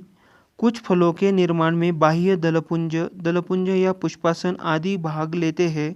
ऐसे फलों को असत्य फल फॉल्स फ्रूट कहते हैं, जैसे सेब, कटहल आदि। कुछ फलों के महत्वपूर्ण खाने योग्य भाग: सेब पुष्पासन, नाशपाती पुष्पासन, आम मध्य फलभित्ति, अमरूद फलभित्ति बीजांडसन, अंगूर फलभित्ति बीजांडसन, पपीता मध्य फलभित्ति, नारियल भ्रूणपोष, टमाटर फलभित्ति, गेहूँ भ्रूणपोष एवं भ्रूण, काजू पुष्पवृत्ति बीजपत्र, लीची एरल, नारंगी जूसी हेयर, चना बीजपत्र एवं भ्रूण, मूंगफली बीजपत्र एवं भ्रूण, केला मध्य एवं अंतभित्ति। पादप ऊतक प्लांट टिश्यू। पादप ऊतक प्लांट टिश्यू। ऊतक टिश्यू समान उत्पत्ति, संरचना एवं कार्यों वाली कोशिकाओं के समूह को ऊतक कहते हैं। विभाज्योतकी ऊतक मेरिस्टेमेटिक टिश्यू पौधों के वर्धी क्षेत्रों ग्रोविंग रीजन को विभाज्योतक कहते हैं। इनसे बनी संतति कोशिकाएं वृद्धि करके पौधे के विभिन्न अंगों का निर्माण करती है। यह प्रक्रिया पौधों के जीवन पर्यंत चलती है। विभाज्योतकी ऊतक के विशिष्ट लक्षण निम्न हैं। ये गोलाकार, अंडाकार या बहुभुजाकार होती है। इनकी भित्तियां पतली व एकसार होमोजेनस होती है। जीवद्रव्य सघन, केंद्रक बड़े व रसदानी छोटी होती है। कोशिकाओं के बीच अंतरकोशिकीय स्थानों का अभाव होता है। शीर्षस्थ विभाज्योतक एपिकल मेरिस्टेम। ये ऊतक जड़ों अथवा तनों के शीर्ष पर पाए जाते हैं तथा पौधों की प्राथमिक वृद्धि विशेषकर लंबाई में इन्हीं के कारण होती है। पार्श्व विभाज्योतक लैटरल मेरिस्टेम्स। इनमें विभाजन होने से जड़ तथा तने के घेरे गर्त में वृद्धि होती है, अर्थात इससे तना एवं जड़ की मोटाई में वृद्धि होती है। अंतर्वेशी विभाज्योतक इंटरकैलरी मेरिस्टेम्स। यह वास्तव में शीर्षस्थ विभाज्योतक का अवशेष है, जो बीच में स्थायी ऊतकों के आ जाने से अलग हो गए हैं। इनकी क्रियाशीलता से भी पौधा लंबाई में वृद्धि करता है। इसका महत्व वैसे पौधे के लिए है जिनके शीर्षाग्र को शाकाहारी जानवर खा जाते हैं। शीर्षाग्र खा लिए जाने के कारण ये पौधे अंतर्वेशी विभाज्योतक की सहायता से ही वृद्धि करते हैं, जैसे घास। स्थायी ऊतक परमानेंट टिश्यू। स्थायी ऊतक उन परिपक्व कोशिकाओं के बने होते हैं जो विभाजन की क्षमता खो चुकी है तथा विभिन्न कार्यों को करने के लिए विभेदित हो चुकी है। ये कोशिकाएं मृत अथवा जीवित हो सकती है। सरल ऊतक सिंपल टिश्यू। यदि स्थायी ऊतक एक ही प्रकार की कोशिकाओं के बने होते हैं तो इन्हें सरल ऊतक सिंपल टिश्यू कहते हैं। जटिल ऊतक कॉम्प्लेक्स टिश्यू। यदि स्थायी ऊतक एक से अधिक प्रकार की कोशिकाओं के बने होते हैं तो इन्हें जटिल ऊतक कहते हैं। जाइलम। इसे प्रायः कास्ट वुड भी कह देते हैं। यह संवहनी ऊतक है। इसके 2 मुख्य कार्य हैं: जल एवं खनिज लवणों का संवहन, यांत्रिक दृढ़ता प्रदान करना। पौधे की आयु की गणना जाइलम ऊतक के वार्षिक वलय को गिनकर की जाती है। पौधे की आयु के निर्धारण की यह विधि डेंड्रोक्रोलॉजी कहलाती है। फ्लोएम। यह भी एक संवहन ऊतक है। इसका मुख्य कार्य पत्तियों द्वारा बनाए गए भोजन को पौधे के अन्य भागों में पहुंचाना है। प्रकाश संश्लेषण फोटोसिंथेसिस।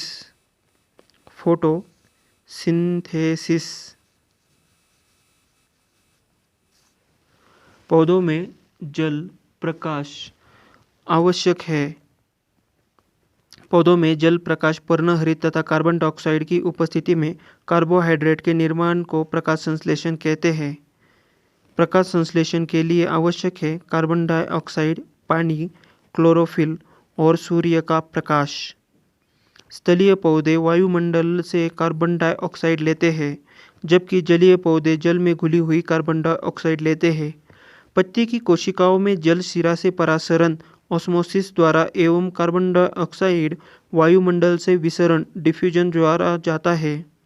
प्रकाश संश्लेषण के लिए जल पौधों की जड़ों के द्वारा अवशोषित किया जाता है एवं प्रकाश संश्लेषण के दौरान निकलने वाली ऑक्सीजन इसी जल के अपघटन से प्राप्त होता है।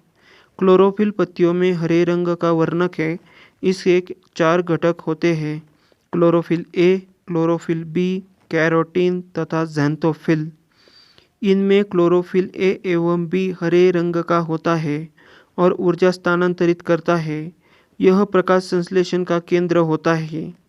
क्लोरोफिल के केंद्र में मैग्नीशियम का एक परमाणु होता है। क्लोरोफिल प्रकाश में बैंगनी, नीला तथा लाल को ग्रहण करता है। प्रकाश संश्लेषण की दर लाल रंग के प्रकाश में सबसे अधिक एवं बैंगनी रंग के प्रकाश में सबसे कम होती है। प्रकाश संश्लेषण की क्रिया एक उपचयन, ऑक्सीडेशन, अपचयन, रिडक्शन की अभिक्रिया है। इसमें जल का उपचयन ऑक्सीजन के बनने में तथा कार्बन डाइऑक्साइड का अपचयन ग्लूकोज के निर्माण में होता है। प्रकाश संश्लेषण की 2 अवस्थाएं होती है: प्रकाश रासायनिक क्रिया, फोटोकेमिकल रिएक्शन एवं रासायनिक प्रकाशहीन क्रिया, डार्क केमिकल रिएक्शन। प्रकाश रासायनिक क्रिया। प्रकाश रासायनिक क्रिया। यह क्रिया क्लोरोफिल के ग्रेना भाग में संपन्न होती है। इसे हिल क्रिया कहते हैं। इस प्रक्रिया में जल का अपघटन होकर हाइड्रोजन आयन तथा इलेक्ट्रॉन बनता है। जल के अपघटन के लिए ऊर्जा प्रकाश से मिलती है। इस प्रक्रिया के अंत में ऊर्जा के रूप में एटीपी व एनएडीपीएच निकलता है, जो रासायनिक प्रकाशहीन प्रतिक्रिया संचालित करने में मदद करता है। रासायनिक प्रकाशहीन अभिक्रिया प्रतिक्रिया।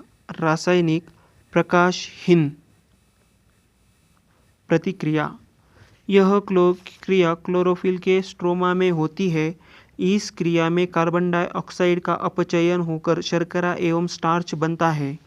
पादप हार्मोन, प्लांट हार्मोन। पौधों में निम्न प्रकार के हार्मोन पाए जाते हैं: ऑक्सिन्स। ऑक्सिन्स की खोज सन 1880 में डार्विन ने की थी। यह पौधे की वृद्धि को नियंत्रित करने वाला हार्मोन है। इसका निर्माण पौधे के ऊपरी हिस्सों में होता है। इसके प्रमुख कार्य है, इसके कारण पौधे में शीर्ष की प्रमुखता हो जाती है और पार्श्वीय कक्षीय कलिकाओं की वृद्धि रुक जाती है। यह पत्तियों का विलयन रोकता है। यह खरपतवार को नष्ट कर देता है। इसके द्वारा अनिषेक फल प्राप्त किए जाते हैं। यह फसलों को गिरने से बचाता है। जिबेरलिंस।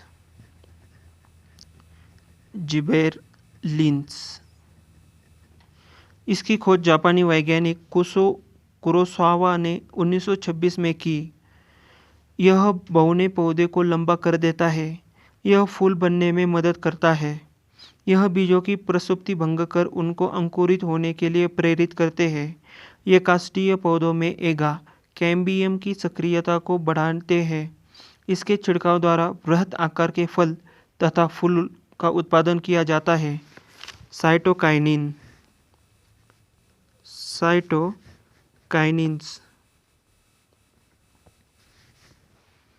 इसकी खोज मिलर ने 1955 में की, परंतु इसका नामकरण लिथाम ने लिया। यह प्राकृतिक रूप से ऑक्सिन्स के साथ मिलकर काम करते हैं। यह ऑक्सिन्स की उपस्थिति में कोशिका विभाजन और विकास में मदद करता है। यह जीर्णता को रोकता है। यह आरएनए एवं प्रोटीन बनाने में सहायक है। एबेसिक एसिड। इस हार्मोन की खोज पहले 1961 में कान्स एवं एडिकोट तथा बाद में वियरिंग ने की। यह वृद्धि रोधक हार्मोन है। यह बीजों को सुप्तावस्था में रखता है। यह पत्तियों के विलंघन में मुख्य भूमिका निभाता है। यह पुष्पन में बाधक होता है। एथिलीन। एथिलीन यह एकमात्र ऐसा हार्मोन है जो गैसीय रूप में पाया जाता है। हार्मोन के रूप में इसे बर्ग ने 1962 में प्रमाणित किया। यह फल को पकाने में सहायता करता है। यह मादा पुष्पों की संख्या में वृद्धि करता है।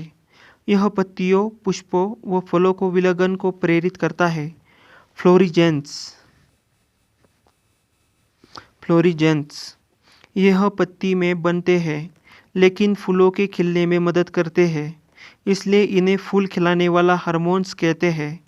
ट्राउमैटिन यह एक प्रकार का डाइकार्बोक्सिलिक अम्ल है। इसका निर्माण घायल कोशिका में होता है जिससे पौधों के जख्म भर जाते हैं। पादप रोग, प्लांट डिसीज।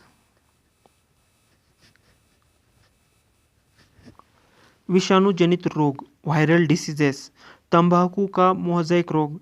इस रोग में पत्तियां सिकुड़ जाती है तथा छोटी हो जाती है। पत्तियों का क्लोरोफिल नष्ट हो जाता है। इस रोग का कारक टोबैको मोज़ेक वायरस है।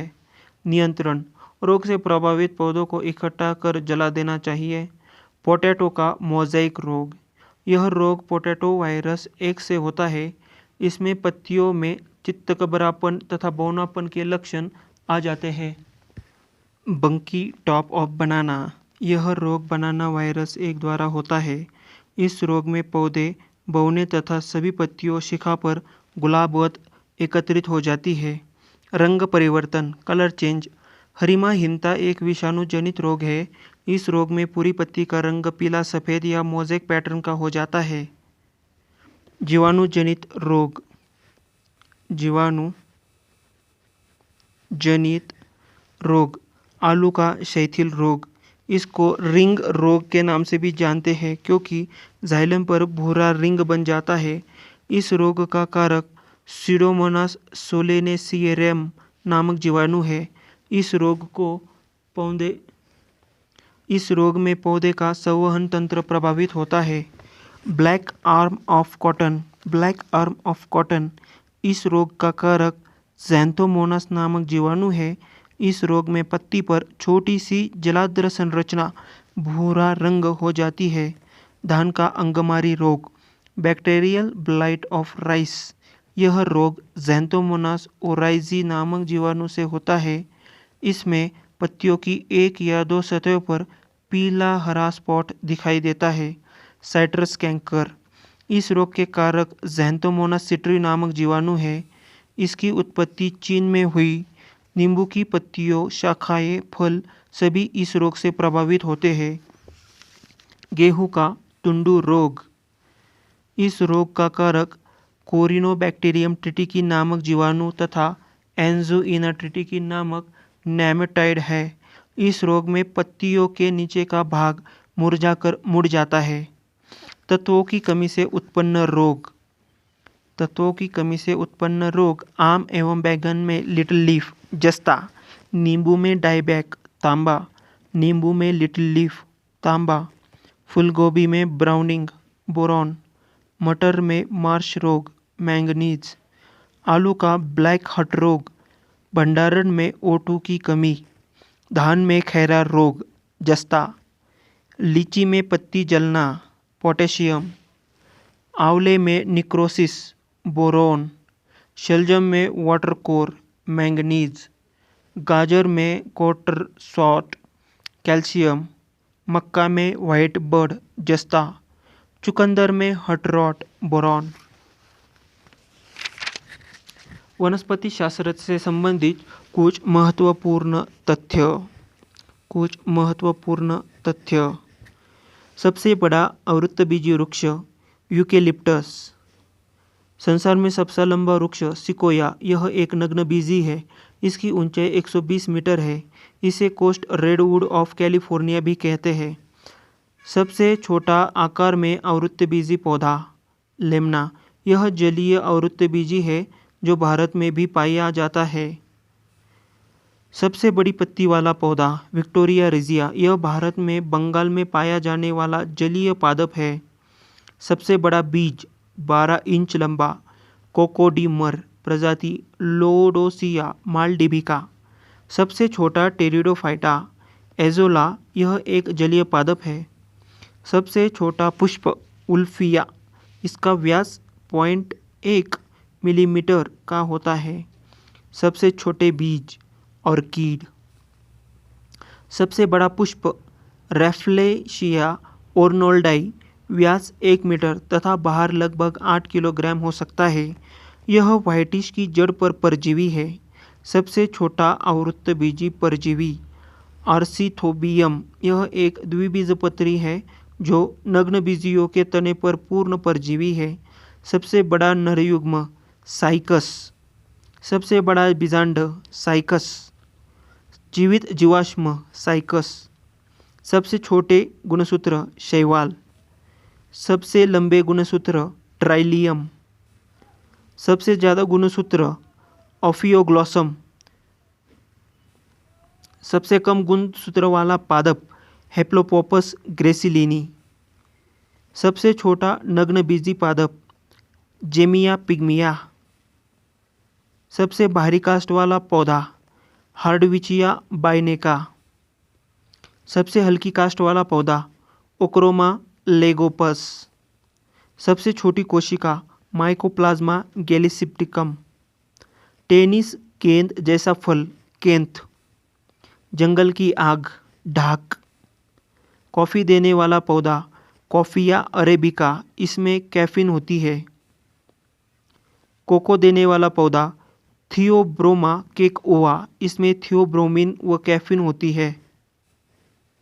अफीम देने वाला पौधा पोपी पेपावर सोमेनिफेरम, इसमें मोपिन होती है। सामान्य प्रयोग में आने वाला मसाला लौंग फूल की कली से प्राप्त होती है। केसर मसाला सैफरन स्पाइस बनाने में पौधे का वर्तिकाग्र स्टिग्मा भाग का काम में लाया जाता है। हेरोइन अफीम पोस्ता से प्राप्त होती है। परिस्थितिकी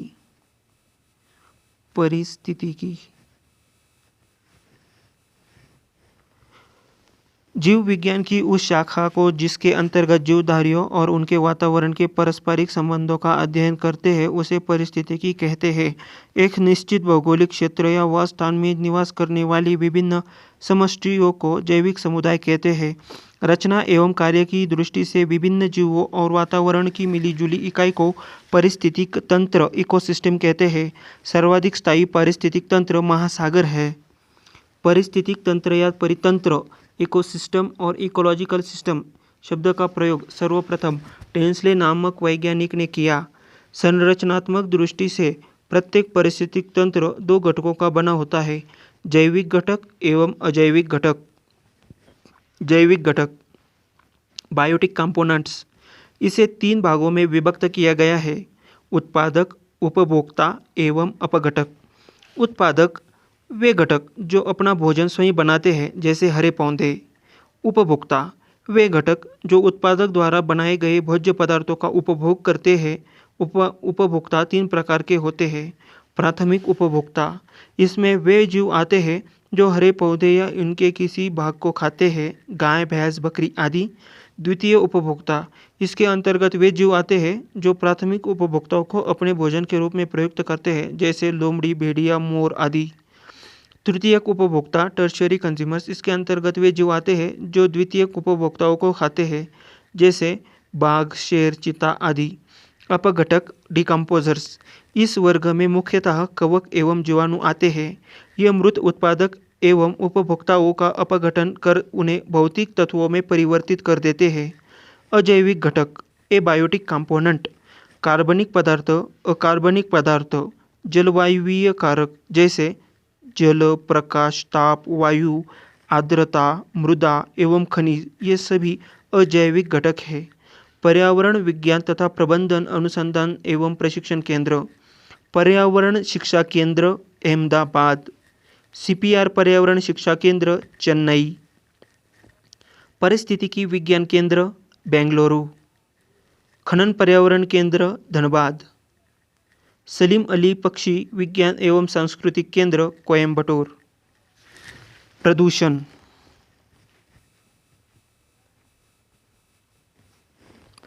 वायु, जल या भूमि अर्थात पर्यावरण के भौतिक, रासायनिक या जैविक गुणों में होने वाले ऐसे अनचाही परिवर्तन जो मनुष्य एवं अन्य जीवधारियों, उनकी जीवन परिस्थितियों, औद्योगिक प्रक्रिया एवं सांस्कृतिक उपलब्धियों के लिए हानिकारक हो, प्रदूषण कहलाते हैं।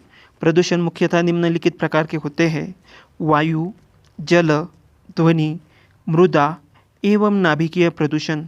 वायु प्रदूषण: जब प्रदूषण वायुमंडल में उपस्थित होता है और वायुमंडल में अवयवों की अनुकूलतम मात्रा में परिवर्तन आ जाता है, तब इसे वायु प्रदूषण कहते हैं। वायु प्रदूषण के संदर्भ में पीएम का तात्पर्य कणिकीय पदार्थ, पार्टिकुलेट मैटर, और एपीएसपीएम का तात्पर्य निलंबित कणकीय पदार्थ, सस्पेंडेड पार्टिकुलेट मैटर है। प्रमुख वायु प्रदूषक carbon monoxide, sulphur dioxide, hydrogen sulphide, hydrogen fluoride, nitrogen के ऑक्साइड, हाइड्रोकार्बन, अमोनिया, तंबाकू का धुआं, फ्लोराइड्स, धूल, धुएं के कण, एरोसोल्स आदि है। वायु प्रदूषक एस्बेस्टॉल धूल फेफड़ा को, सीसा उदर को, पारा रक्त धाराओं को एवं कार्बन मोनोऑक्साइड मस्तिष्क को प्रभावित करता है। Sulphur dioxide, sulphur oxide, nitrogen oxide वातावरणीय जल के साथ क्रिया करके सल्फ्यूरिक अम्ल या सल्फ्यूरस अम्ल तथा नाइट्रिक अम्ल का निर्माण करते हैं। वर्षा जल के साथ ये अम्ल पृथ्वी पर आ जाते हैं, इसे ही अम्ल वर्षा कहते हैं। केंद्रीय प्रदूषण नियंत्रण बोर्ड, नई दिल्ली। केंद्रीय चिड़ियाघर प्राधिकरण, नई दिल्ली। जीबी पंत हिमालय पर्यावरण एवं विकास संस्थान, अल्मोड़ा।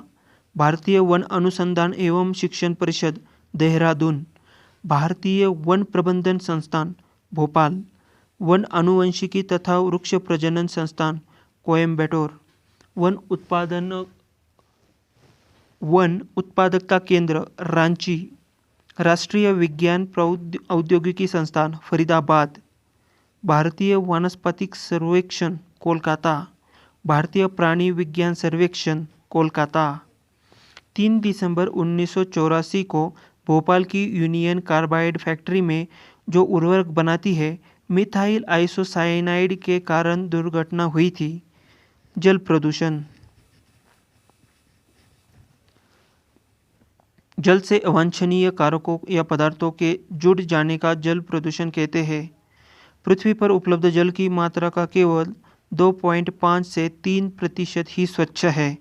जल प्रदूषण के स्रोत: जल प्रदूषण मुख्यतः कार्बोनेट, क्लोराइड, सोडियम और बाइकार्बोनेट, मैग्नीशियम और पोटेशियम के sulphates, ammonia, carbon monoxide, carbon dioxide तथा औद्योगिक अवशिष्टों के जल में घुल जाने से होता है। समुद्र जलीय प्रदूषण सल्फरयुक्त बाहरी धातुओं, हाइड्रोकार्बन्स, पेट्रोलियम पदार्थों के जल में घुलने से होता है। ऑयल स्पिल्स: ऑयल टैंकरों से रिसा हुआ तेल सागरीय जल की सतह पर शीघ्रता से फैल जाता है। इस तरह जलीय सतह पर फैले तेल को ऑयल स्पिल्स कहते हैं। पारा युक्त जल पीने से मिनीमाता रोग हो जाता है। एस्बेस्टस के रेशों से युक्त जल के सेवन से एस्बेस्टोसिस नामक जानलेवा रोग हो जाता है। नदियों में जल प्रदूषण की माप ऑक्सीजन की घुली हुई मात्रा से करते हैं। ध्वनि प्रदूषण: वातावरण में चारों ओर फैली अनिश्चित या अवांछनीय ध्वनि को ध्वनि प्रदूषण कहते हैं। ध्वनि प्रदूषण का स्रोत ऊंची आवाज या शोर है, चाहे वह किसी प्रकार उत्पन्न हुआ हो। मृदा प्रदूषण: अम्लीय वर्षा, खानों से प्राप्त जल, उर्वरक तथा कीटनाशक रसायन या अत्यधिक प्रयोग, कूड़ा करकट, औद्योगिक अपशिष्ट, खुले खेतों में मल विसर्जन आदि मृदा प्रदूषण के मुख्य स्रोत है। नाभिकीय प्रदूषण, न्यूक्लियर पॉल्यूशन: यह प्रदूषण रेडियो एक्टिव किरणों से उत्पन्न होता है। रेडियो एक्टिव प्रदूषण के निम्न स्रोत है: चिकित्सा में उपयोग होने वाले किरणों से प्राप्त प्रदूषण, परमाणु भट्टियों में प्रयुक्त होने वाले ईंधन से प्रदूषण, नाभिकीय शस्त्रों के उपयोग से प्रदूषण, परमाणु बिजली घरों से निकलने वाले अपशिष्ट पदार्थों से उत्पन्न प्रदूषण। शोध कार्यों में प्रयुक्त रेडियोधर्मी पदार्थों से उत्पन्न प्रदूषण, सूर्य की पराबैंगनी विकिरणों से उत्पन्न प्रदूषण। अमेरिका में 28 मार्च 1989 को 3 माइल आइलैंड रिएक्टर में भीषण दुर्घटना हुई। रिएक्टर में होने वाली दुर्घटनाओं में सबसे अधिक हानिकारक व भीषण दुर्घटना 26 अप्रैल 1986 को यूक्रेन के चेरनोबिल स्थित एक रिएक्टर में घटी, जिसमें एक रिएक्टर की छत ही गल गई थी। प्राणी विज्ञान। प्राणी विज्ञान, इसके अंतर्गत जंतुओं तथा उनके कार्यकलापों का अध्ययन किया जाता है। जंतु जगत का वर्गीकरण, क्लासिफिकेशन ऑफ एनिमल किंगडम।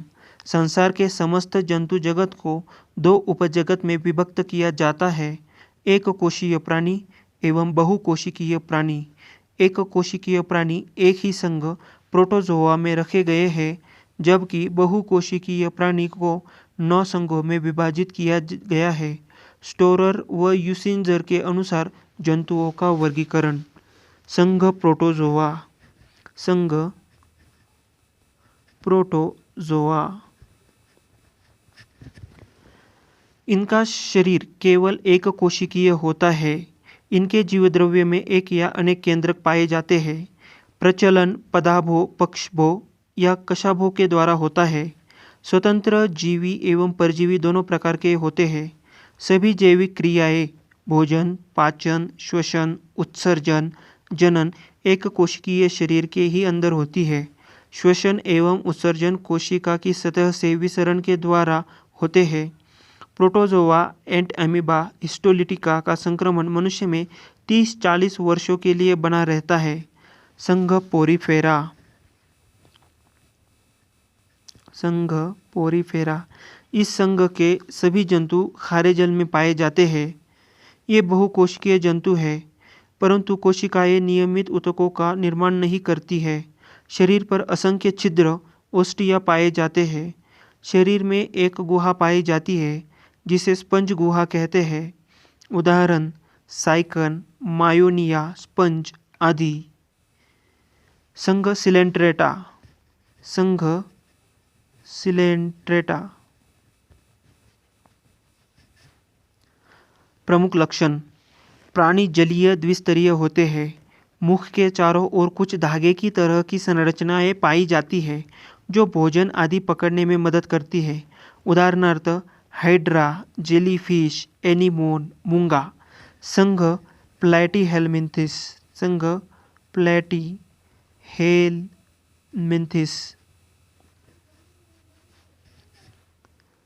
प्रमुख लक्षण। 3 स्तरीय शरीर, परंतु देह गुहा नहीं होती है। पृष्ठ आधार तल से चपटा शरीर। पाचन तंत्र विकसित नहीं। उत्सर्जन फ्लेम कोशिकाओं द्वारा होता है। कंकाल, श्वसन, अंग परिवहन, अंग आदि नहीं होते हैं। उभयलिंगी जंतु है।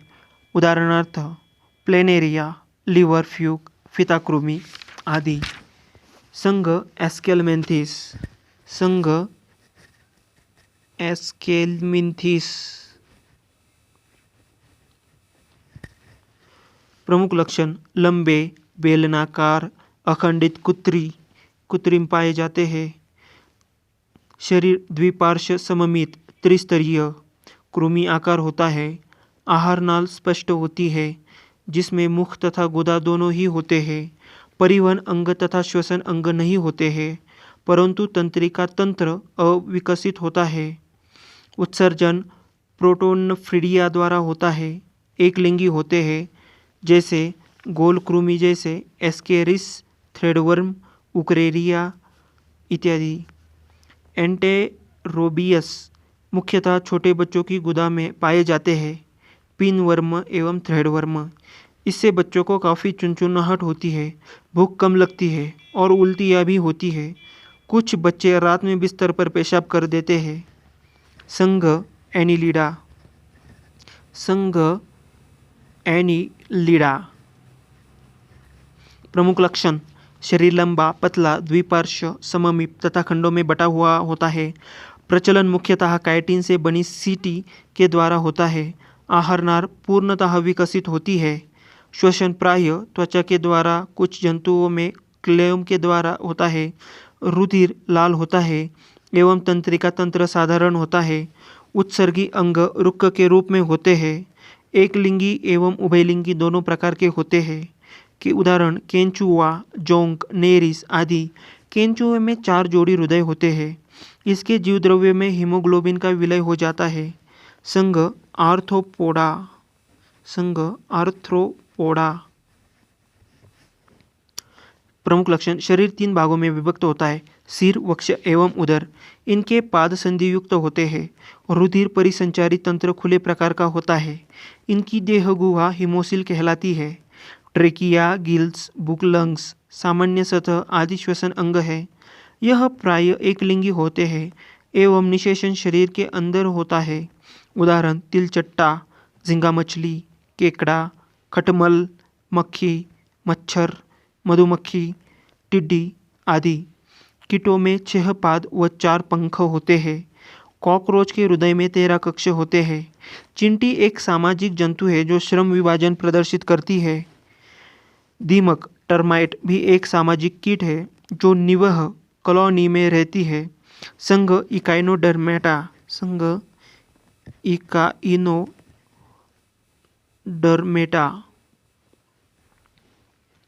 प्रमुख लक्षण, इस संघ के सभी जंतु समुद्री होते हैं।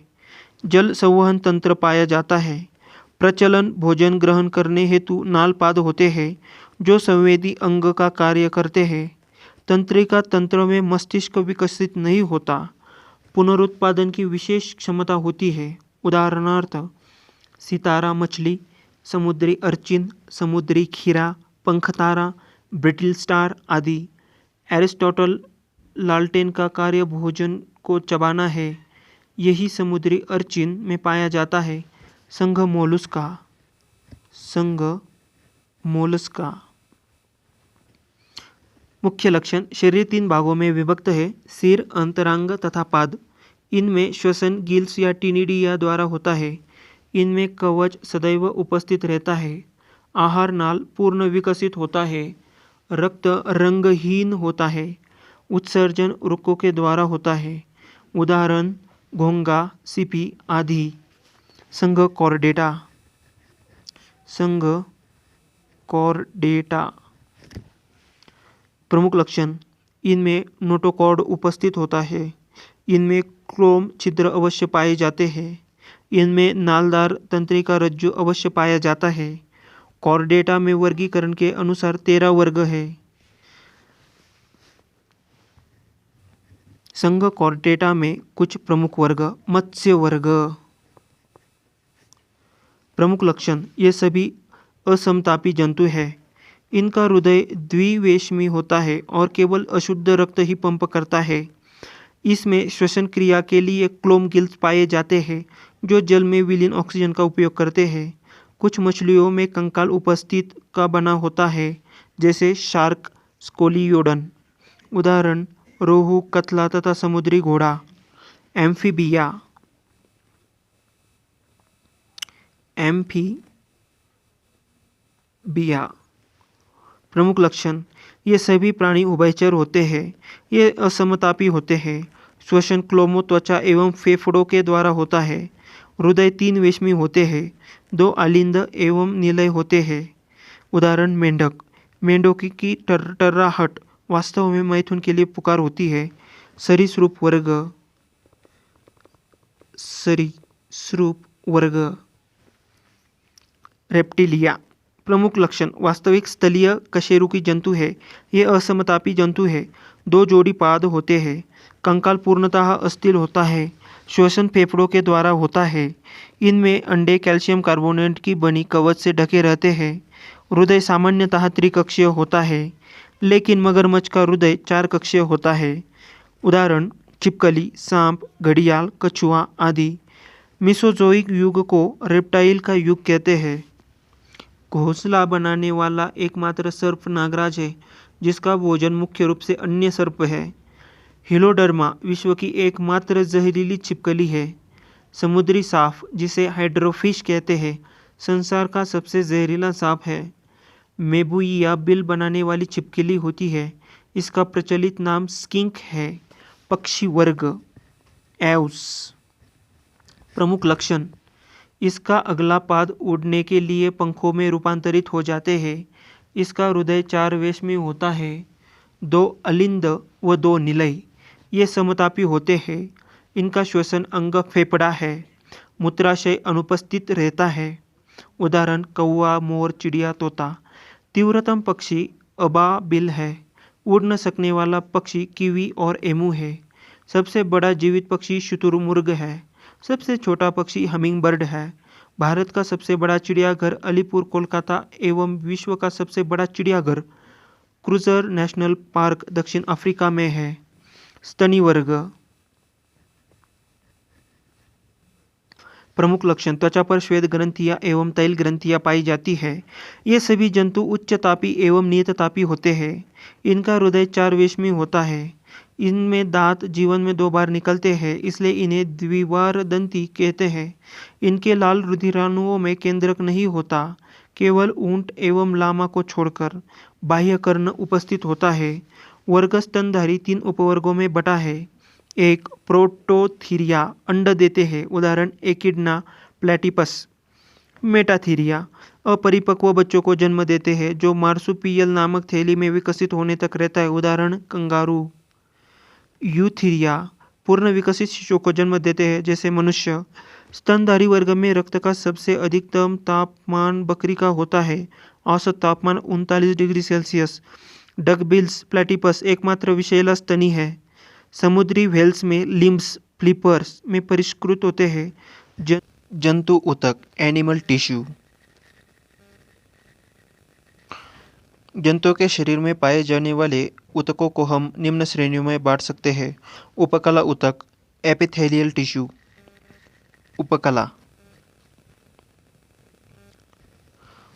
उपकला टिश्यू ये ऊतक जंतु की बाहरी, भीतरी या स्वतंत्र सतहों पर पाए जाते हैं। इसमें रुधिर कोशिकाओं का अभाव होता है, जिसके कारण इस ऊतक की कोशिकाओं का पोषण विसरण के माध्यम से लसिका द्वारा होता है। यह शरीर के कई महत्वपूर्ण अंगों में पाया जाता है, जैसे त्वचा की बाह्य सतह, हृदय, फेफड़ा एवं वृक्क के चारों ओर तथा यकृत एवं जनन ग्रंथियों की दीवार आदि पर। यह ऊतक शरीर के अंतरंगों को चोट से बचाता है तथा उन्हें नम बनाए रखता है। संयोजी ऊतक।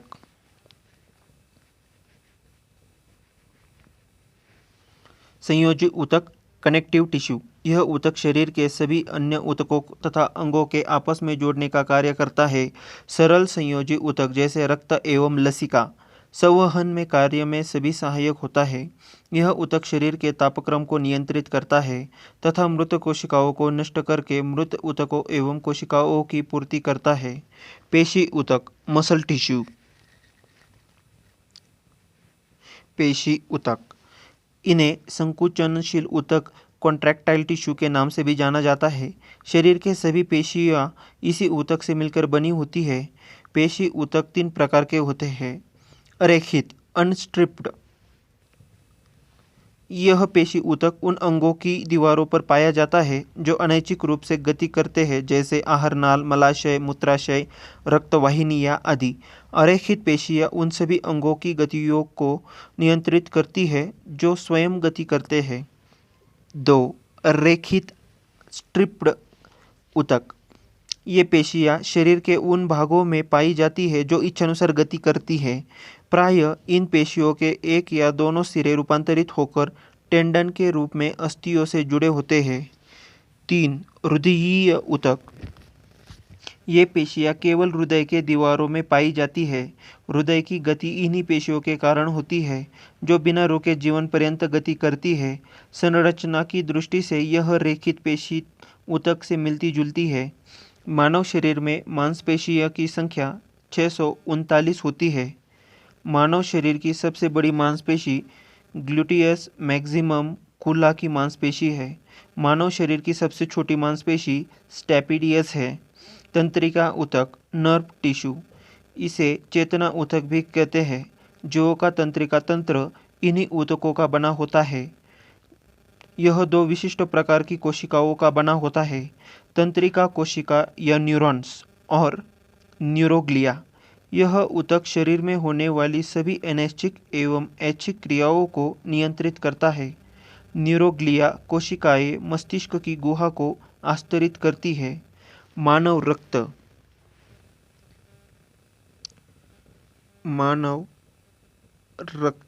Human blood. रक्त एक तरल संयोजी ऊतक है। मानव शरीर में रक्त की मात्रा शरीर के भार का लगभग 7% होती है।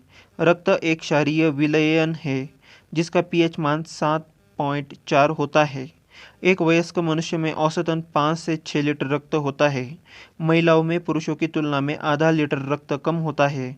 रक्त में 2 प्रकार के पदार्थ पाए जाते हैं, एक प्लाज्मा, 2 रुधिराणु ब्लड कार्पुस्कल्स। प्लाज्मा यह रक्त का अजीवित तरल भाग होता है। रक्त का लगभग 60% भाग प्लाज्मा होता है। इसका 90% भाग जल, 7% प्रोटीन, 0.9% लवण और 0.1% ग्लूकोज होता है। शेष पदार्थ बहुत कम मात्रा में होता है। प्लाज्मा के कार्य: पचे हुए भोजन एवं हार्मोन का शरीर में संवहन प्लाज्मा के द्वारा ही होता है। सीरम: जब प्लाज्मा में से फाइब्रोनिजेन नामक प्रोटीन निकाल लिया जाता है तो शेष प्लाज्मा को सीरम कहा जाता है। रुधिराणु ब्लड कार्पुस्कल्स: यह रक्त का शेष 40% भाग होता है। इसमें 3 भागों बांटते हैं, 1 लाल रक्त कण, 2 श्वेत रक्त कण, 3 रक्त बिंबाणु। 1 लाल रक्त कण आरबीसी रेड ब्लड कार्पुस्कल्स और एरिथ्रोसाइट्स। स्तनधारियों के लाल रक्त कण उभयतल होते हैं। इसमें केंद्रक नहीं होता है। अपवाद उंट एवं लामा नामक स्तनधारी की आरबीसी में केंद्रक पाया जाता है। आरबीसी का निर्माण अस्थि मज्जा बोन मैरो में होता है। प्रोटीन, आयरन, विटामिन बी12 एवं फोलिक एसिड आरबीसी के निर्माण में सहायक होते हैं। भ्रूण अवस्था में इसका निर्माण यकृत और प्लीहा में होता है। इसका जीवन काल 20 से 120 दिन का होता है। इसकी मृत्यु यकृत, लीवर और प्लीहा स्प्लीन में होती है। इसलिए यकृत और प्लीहा को आरबीसी का कब्र कहा जाता है। इसमें हीमोग्लोबिन होता है जिसमें हीम नामक रंजक डाई होता है। इसके कारण रक्त का रंग लाल होता है। ग्लोबिन लौहयुक्त प्रोटीन है जो ऑक्सीजन एवं कार्बन डाइऑक्साइड से संयोग करके की क्षमता रखता है। हीमोग्लोबिन में पाया जाने वाला लौह यौगिक हीमैटिन है। आरबीसी का मुख्य कार्य: शरीर की हर कोशिका में ऑक्सीजन पहुंचाना एवं कार्बन डाइऑक्साइड को वापस लाना। हीमोग्लोबिन की मात्रा कम होने पर रक्त क्षीणता एनीमिया हो जाता है। सोते वक्त आरबीसी 5% कम हो जाता है एवं जो लोग 4200 मीटर की ऊंचाई पर होते हैं उनके आरबीसी में 30% की वृद्धि हो जाती है। आरबीसी की संख्या हीमोसाइटोमीटर से ज्ञात की जाती है। 2 श्वेत रक्त कणिका WBC व्हाइट ब्लड कार्पुस्कल और ल्यूकोसाइट्स।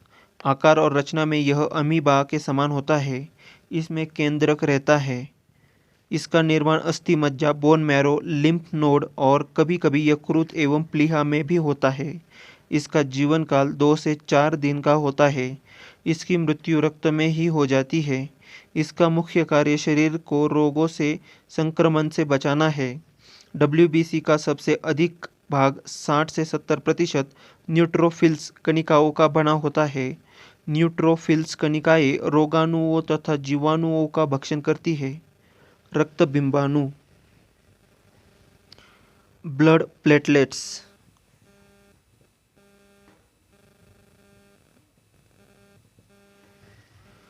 यह केवल मनुष्य एवं अन्य स्तनधारियों के रक्त में पाया जाता है। इसमें केंद्रक नहीं होता है। इसका निर्माण अस्थि मज्जा, बोन मैरो में होता है। इसका जीवन काल 3 से 5 दिन का होता है। इसकी मृत्यु प्लीहा स्प्लीन में हो जाती है। इसका मुख्य कार्य रक्त के थक्का बनाने में मदद करना है। डेंगू ज्वर के कारण मानव शरीर में प्लेटलेट्स की कमी हो जाती है। रक्त के कार्य: शरीर के ताप को नियंत्रण तथा शरीर को रोगों से रक्षा करना, शरीर के वातावरण को स्थायी बनाए रखना तथा घावों को भरना, रक्त का थक्का बनाना। O2 CO2 पचा हुआ भोजन, उत्सर्जित पदार्थ एवं हार्मोन का संवहन करना। लैंगिक वर्ण में सहायता करना तथा विभिन्न अंगों में सहयोग स्थापित करना। रक्त का थक्का बनना। रक्त के थक्का बनने के दौरान होने वाली 3 महत्वपूर्ण प्रतिक्रिया निम्न है: थ्रोम्बिन, फिब्रिन एवं रक्त का थक्का बनना। रुधिर प्लाज्मा के प्रोथ्रोम्बिन तथा फाइब्रिनोजेन का निर्माण यकृत में विटामिन के की सहायता से होता है। विटामिन के रक्त के थक्का बनाने में सहायक होता है। सामान्यतः रक्त का थक्का 2 से 5 मिनट में बन जाता है। रक्त के थक्का बनाने के लिए अनिवार्य प्रोटीन फाइब्रिनोजेन है। मनुष्य के रक्त वर्ग, ब्लड ग्रुप्स।